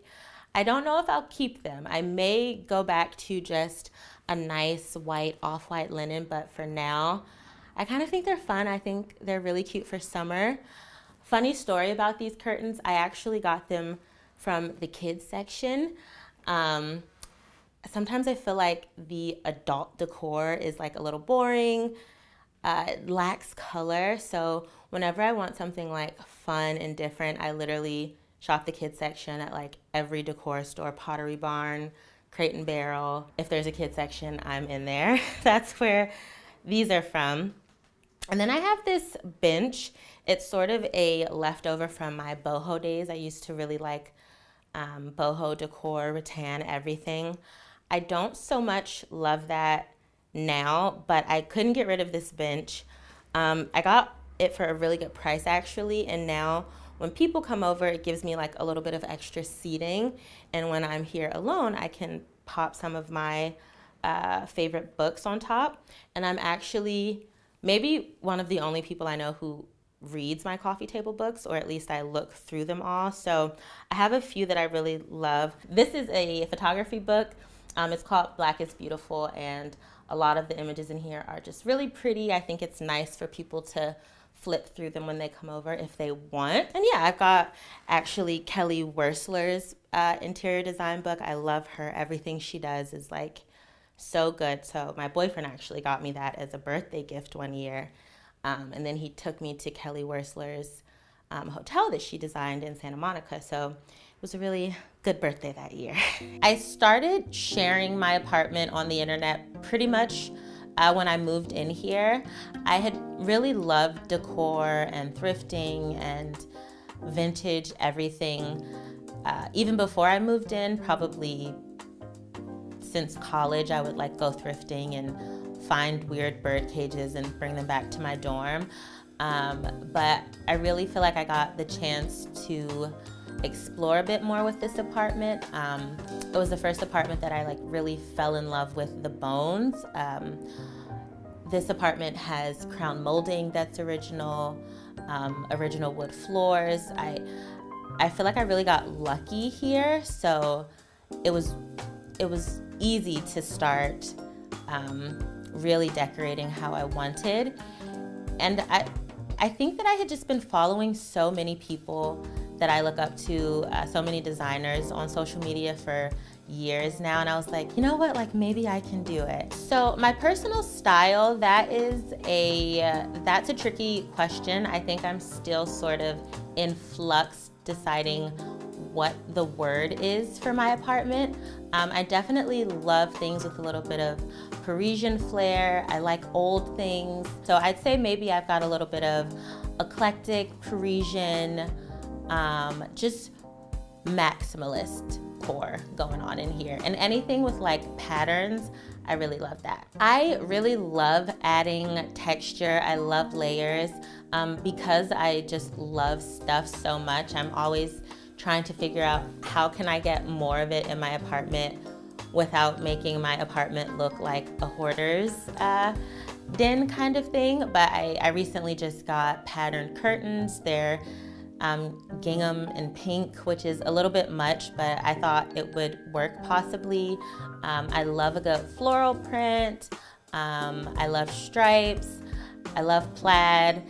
I think the tricky thing is trying to figure out how to get everything to work together. So I usually stick to a more muted color palette everywhere else, like the walls, but I don't know what came over me. I decided to leave the top of one of my walls pink and paint the bottom like a soft greenish gray.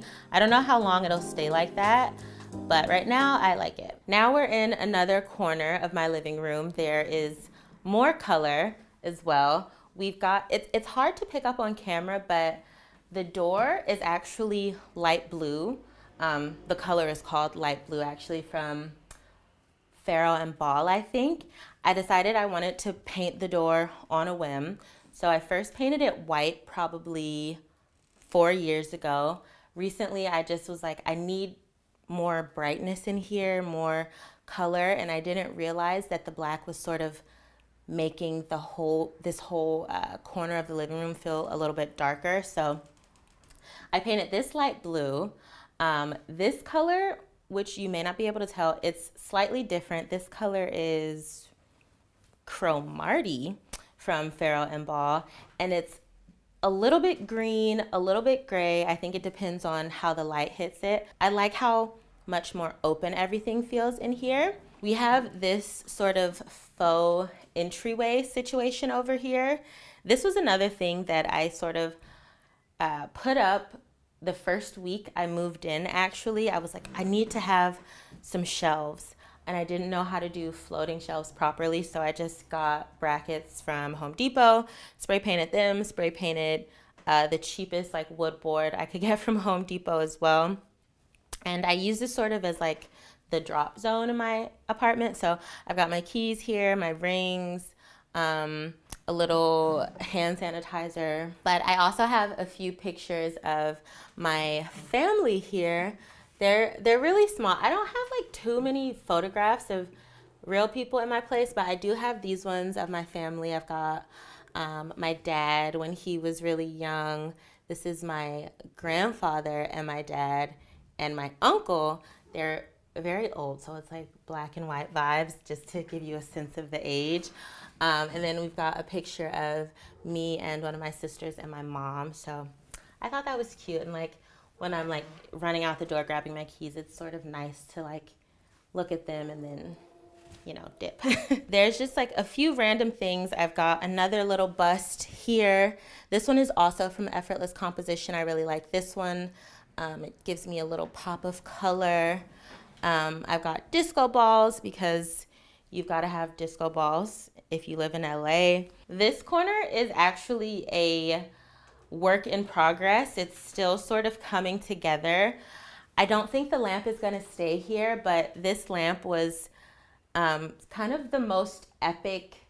I found this on the street. It was like in the trash pickup area where people just like dump the stuff they don't want. So I found this on my birthday actually. I was leaving a ramen place, which is like right up the street from me in Koreatown. We had a few drinks and my best friend offered to carry this for me in her heels. So she literally like walked it up the hill. It was free, and I've looked this up online. These kind of lamps go for just a lot more than free typically. The whole corner actually I think is either thrifted or Facebook Marketplace finds. This little cabinet, I got it from Facebook Marketplace. The gentleman drove it all the way from Torrance for me. I've gotten really good, I think, at talking to Facebook Marketplace sellers. I think, and this is like my secret, I guess I'm gonna share it with everyone, is you have to like compliment them right off the bat, but you can't be too interested because then they'll know that they have like a really good find. So you have to be really nice, go out of your way to like give them a little kind word, and then you'll have people who offer to drop off items for you that are really heavy. I just mostly use that for bar stuff. We're a little light on supplies right now, but eventually it'll get filled up again. It is the weekend. I've got another statue here. This one has lights, so this is really fun at nighttime. I sometimes turn this on to get a little extra twinkle, this statue. And this mirror, it's a pretty epic mirror, I think. If you look closely, you'll see a lot of imperfections and stuff. These are things I can't help at the moment. I think I'm gonna need to get someone who can clean behind the glass to get rid of some of these spots. But I got this from the Habitat Restore, the Habitat for Humanity Restore. I love shopping there. They have so many good vintage things, and all of their proceeds go back into Habitat for Humanity. So it's like, you know, you get cool stuff and you help other people get cool stuff, a house maybe. It did need a lot of love and fixing up. It was completely shattered from, or like separated from the frame when we brought it upstairs. So I had to nail a lot of things together. I had to like glue the frame. You can see like all of the staples I put in there because it literally was falling apart. But now it's here. I don't think I'll be getting rid of this anytime soon either. This corner is pretty different from the rest of the living room. It's a lot darker and heavier. I actually did not want that vibe. I didn't really want a dark and heavy vibe. I wanted it to be a little lighter and airier, but I really hate painting original wood. It's like kind of pains me when I see people doing their like thrift flips, which always look cool in the end, but I'm just like, no, I hate to see you get rid of the old wood, the cherry wood that has like so much character. I initially planned to paint this mirror. I thought I might paint it gold or just sort of strip off the dark original color. I can't bring myself to do it, at least not yet. I don't think I'm a good enough DIY either to really do it justice. So for now, we just have a very dark corner. It gets a little lighter when I turn on like my candle warmer and these like little twinkle lights up here. This is kind of the best spot for selfies actually. So when people come over, you can turn this on, turn these little twinkle lights on, and you can get like a really good mirror selfie vibe going. So you've got to have your mirror selfies, and it's nice when they're right next to the drinks. I actually bought it in 2023 at the end of last year, but it didn't end up shipping until the beginning of this year.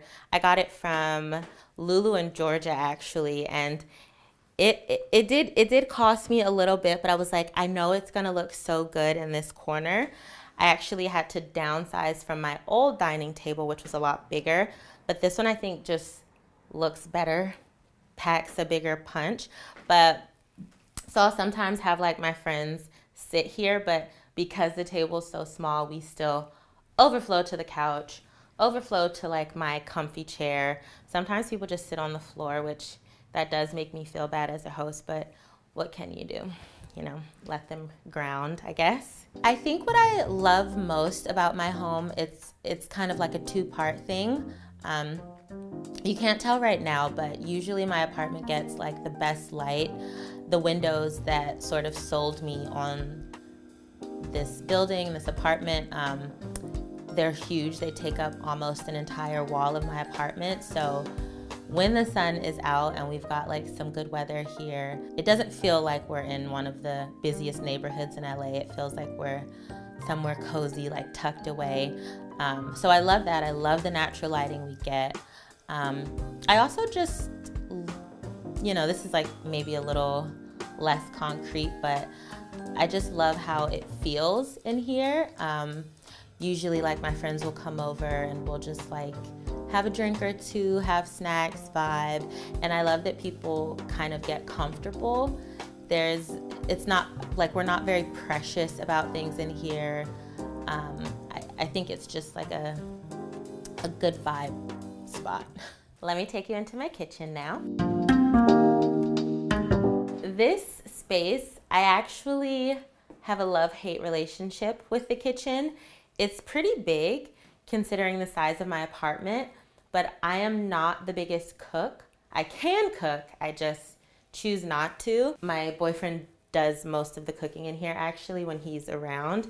But I do love the idea of a big kitchen. I love like decorating a kitchen. This room still needs a bit of work, still needs a bit of love, but there are some fun things in here. This is a sort of a touchy subject on the internet. I used to have a sort of a full line of cabinets right here, but I took a saw to them actually and sawed the cabinets off so that I could bring in this cabinet. It has a little bit more storage and I like to think it's cuter. This just holds like my teas and spices and stuff. That's the one thing I do enjoy, even though I don't really cook very much. When I do cook, I love to have seasonings and I like to have them like easy to grab. My sawed off cabinets, I feel like now you can barely even tell that I cut them in half. We sort of repainted everything, replastered, filled in all the holes. evened out the sort of line right there. But again, you don't have to like get too close into there. We also have my sink area. It's definitely an old apartment, and you can tell it's an old apartment by the kitchen, I think. My landlord just kind of gave me the landlord special. I really like my landlord, but they definitely painted everything white in here. So they painted over the original tile. They painted over like the cabinet door hinges, literally everything. So I've been doing some things piece by piece. Like I painted the cabinets dark green. This is a green from Clara Paint, actually. I changed my faucet and I got this pretty gold one. I really wanted the faucet that has like a double bar, but I was on a renter budget and I didn't want to spend a ton of money. So I got this, which I still think is really nice, and I can sort of spray it around, move it around, which is cool. I also added these peel and stick tiles. They're very renter friendly, actually. Like when I was applying them, I messed up a ton, but when I would like pull them off to restick them, they didn't mess up any of the old painted tiles. I actually did a checkerboard pattern, which was very monotonous, and the pattern, I actually did mess it up a little bit if you look closely, which again, just don't look at anything too closely in here, but I think if you zoom out and you pull back, I think it looks pretty cool. You know what, it is funny, they gave me 2 sources of lights in this kitchen and really none in the living room, but I got these light fixtures from Terrain, which is, I think, like Anthropologie's sister brand. And I hung these myself. I added these ceiling medallions. The ceiling medallions are new and they are a little smaller than I had imagined.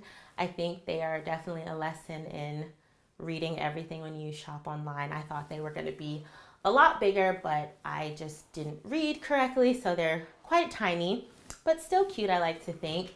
And I think they add a little more of a sort of elevated, maybe Parisian style to an otherwise kind of boho light, which I like. This rug isn't vintage. It's one of the washable rugs that you can just grab from Ruggable. And I like that it's washable because otherwise I don't think I would have a rug in the kitchen. I imagine that if I cooked more, it could get very dirty very quickly. This one is washable. I have washed it. Normally I kind of use it to cover up the paint that I spilled on the floor when I was painting.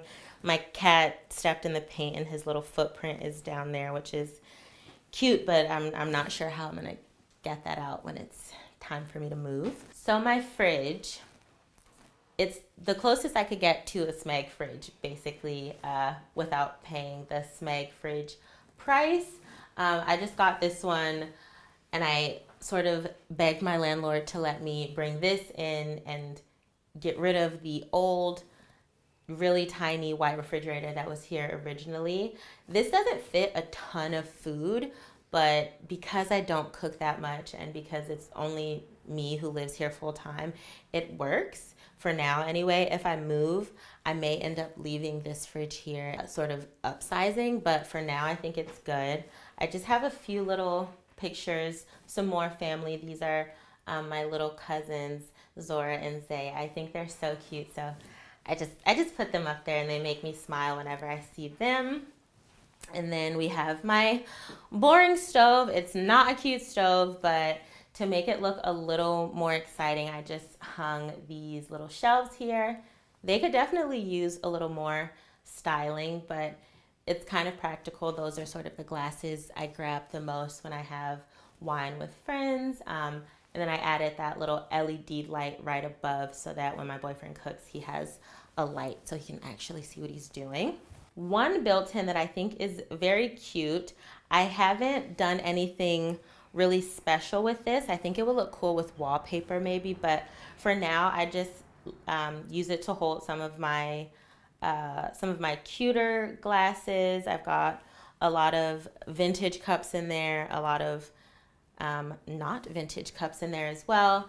And then I have just a sort of mini gallery wall. This is kind of where all the art goes that I love, but I don't really know where to put it. So I've got this, which is actually, when I worked at Urban Outfitters, I worked there for like 2 years. We would get to bring home so much stuff, and we got like such a good price on everything.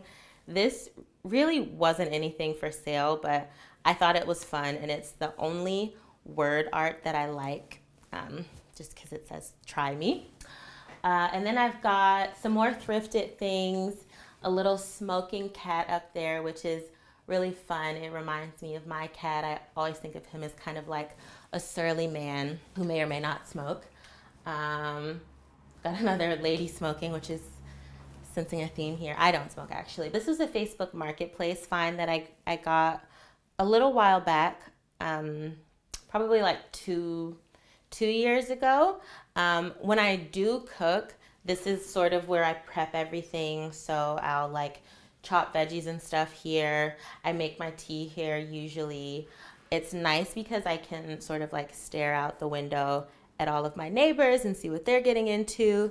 And sometimes my cat will jump up there. I know it's a little gross when cats get on the counters, but in this house, that's what we do, I guess. But I do clean before I, use this area for food. They're not the most special things, but I do, whenever I can, I do like to switch the switch plate covers and outlet covers in my apartment. I think it makes things look a little more intentional, especially if you have like those old covers that your landlord just painted over a bunch of times. So I just switched mine out for these gold ones that look a little more interesting. I actually am a pretty big DIY girly, a little bit less now. I've found that the more time I have, the more able I am to DIY things. But I sort of got my start doing carpentry, doing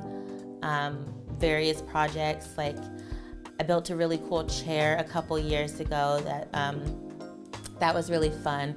Now I don't do anything nearly as complex. I'm just like adding legs to an IKEA dresser, that kind of thing. I think first and foremost, when you're decorating an apartment or a house, if you're lucky enough to have a house, I think it's really important to know what you like. I feel like now, especially with social media, we can see what really big, cool interior designers are doing. And I feel like it's easy to feel a little bit of pressure to do what they're doing and do what everyone is doing. It's like universally good, but I think if you have a good understanding of what it is that you actually like, even if that's the trendy stuff, I think you should do it. I found that, people who kind of take themselves and their home decor, their style very seriously, sometimes they may not like it as much as if they just sort of had a little bit of fun with their style, with their decor, if they paid attention to the things that they like that like catches their eye. So my biggest thing I think would be to just go with what you like, figure out what you like, and just lean in heavily to that. And now I'm gonna show you guys my bedroom. We're gonna walk through a little hallway to get there. It's not the most interesting hallway, but I've done a few things in there. Before we get to my bedroom, we have my little hallway. It's not super special, but I do have a lot of mirrors in this hallway. I have a lot of mirrors in my apartment overall, actually, because you gotta do a good mirror check at all times. So I've got a mirror here. I use this for putting my contacts in. A mirror here that I use when I want a little more of a full body shot. There's a mirror here. Like there are a lot of mirrors. Okay, and this is my bedroom. This is my bedroom. I like to think of it as sort of the pink cave of my apartment. I really, really leaned in with the pink here. We've got 3 pink walls and then a pink wall mural on the back wall. It's a lot, and it did take me a little bit of time to get used to the color and to decide that I actually love the color. But now that it's been up for a while, I've had it painted, I think, maybe like 6 months or so.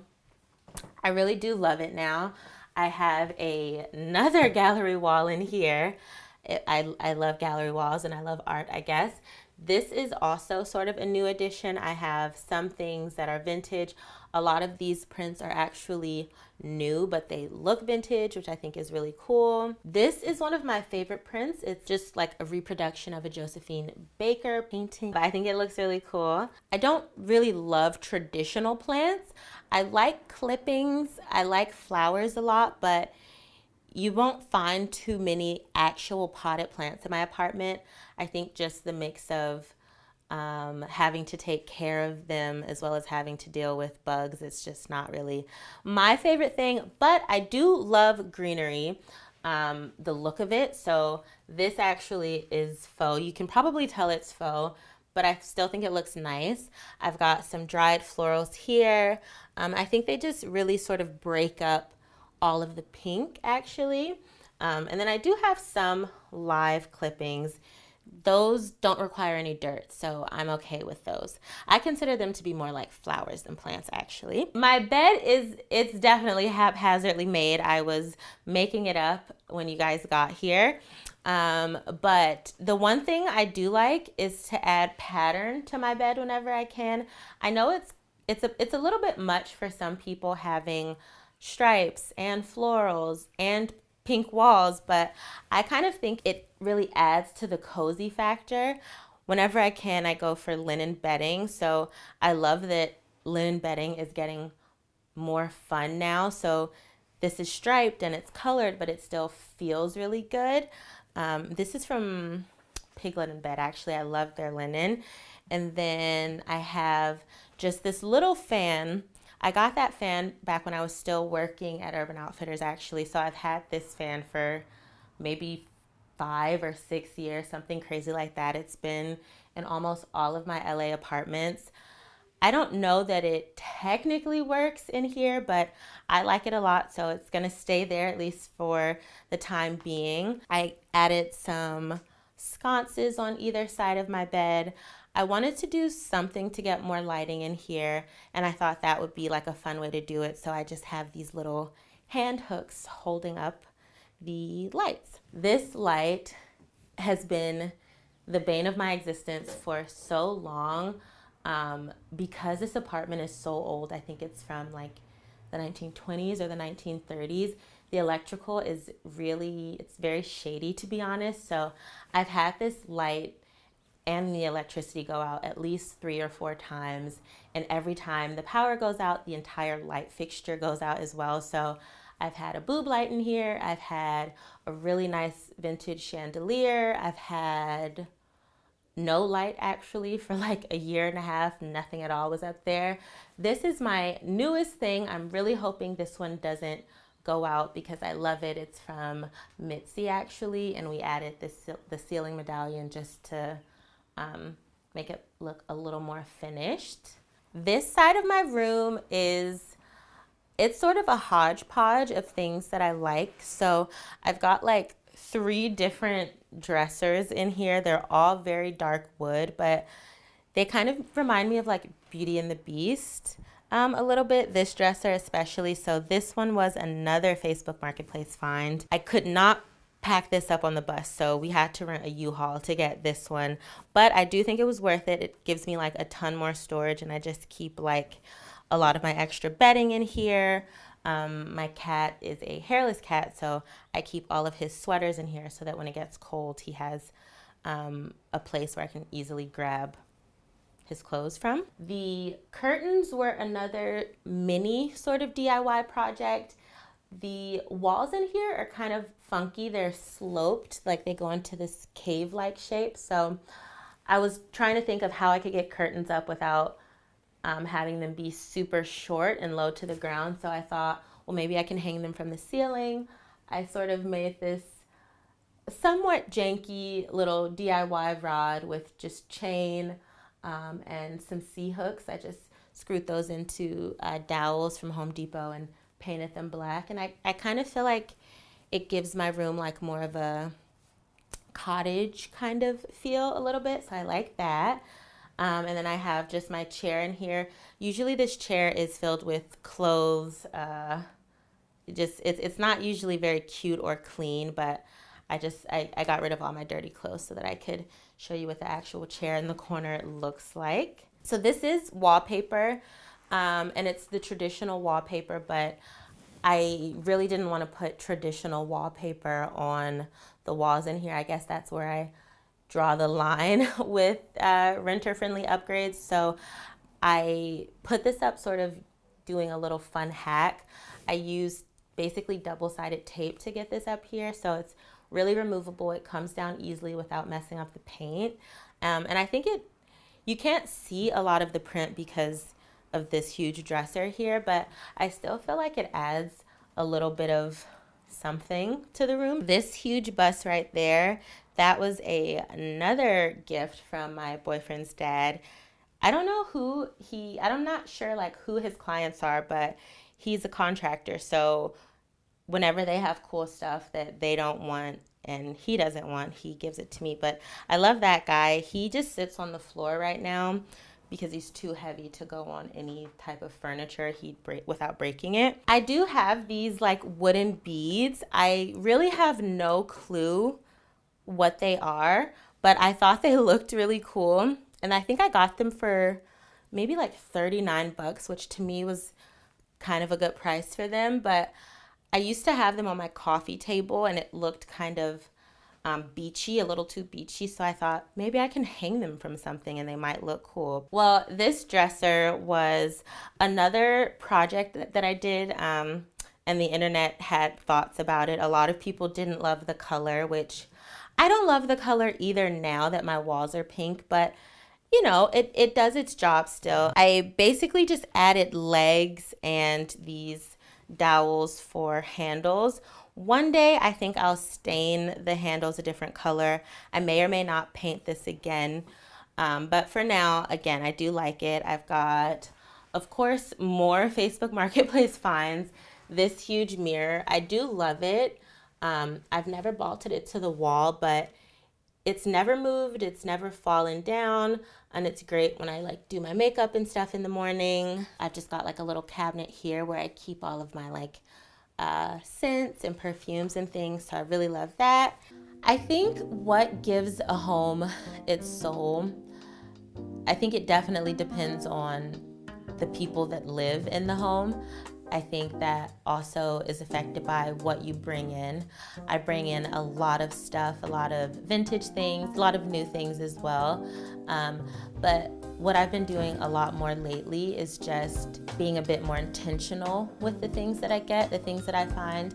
And I think I've noticed a little bit of an energy shift in my apartment because of that. Like, you know, if you buy into the whole vintage things have energy sort of side of the internet, I feel like you'd be able to tell that sometimes you get things that maybe have the energy from the previous owners, and I like to make sure the energy is good. So if I'm bringing in anything, even if I'm inviting people in, I want to make sure that they're contributing to the overall feel. They're not messing anything up, not physically, but just energy-wise. Thanks for watching. Be sure to go to homeworthy.com for exclusive content, shopping guides, and so much more.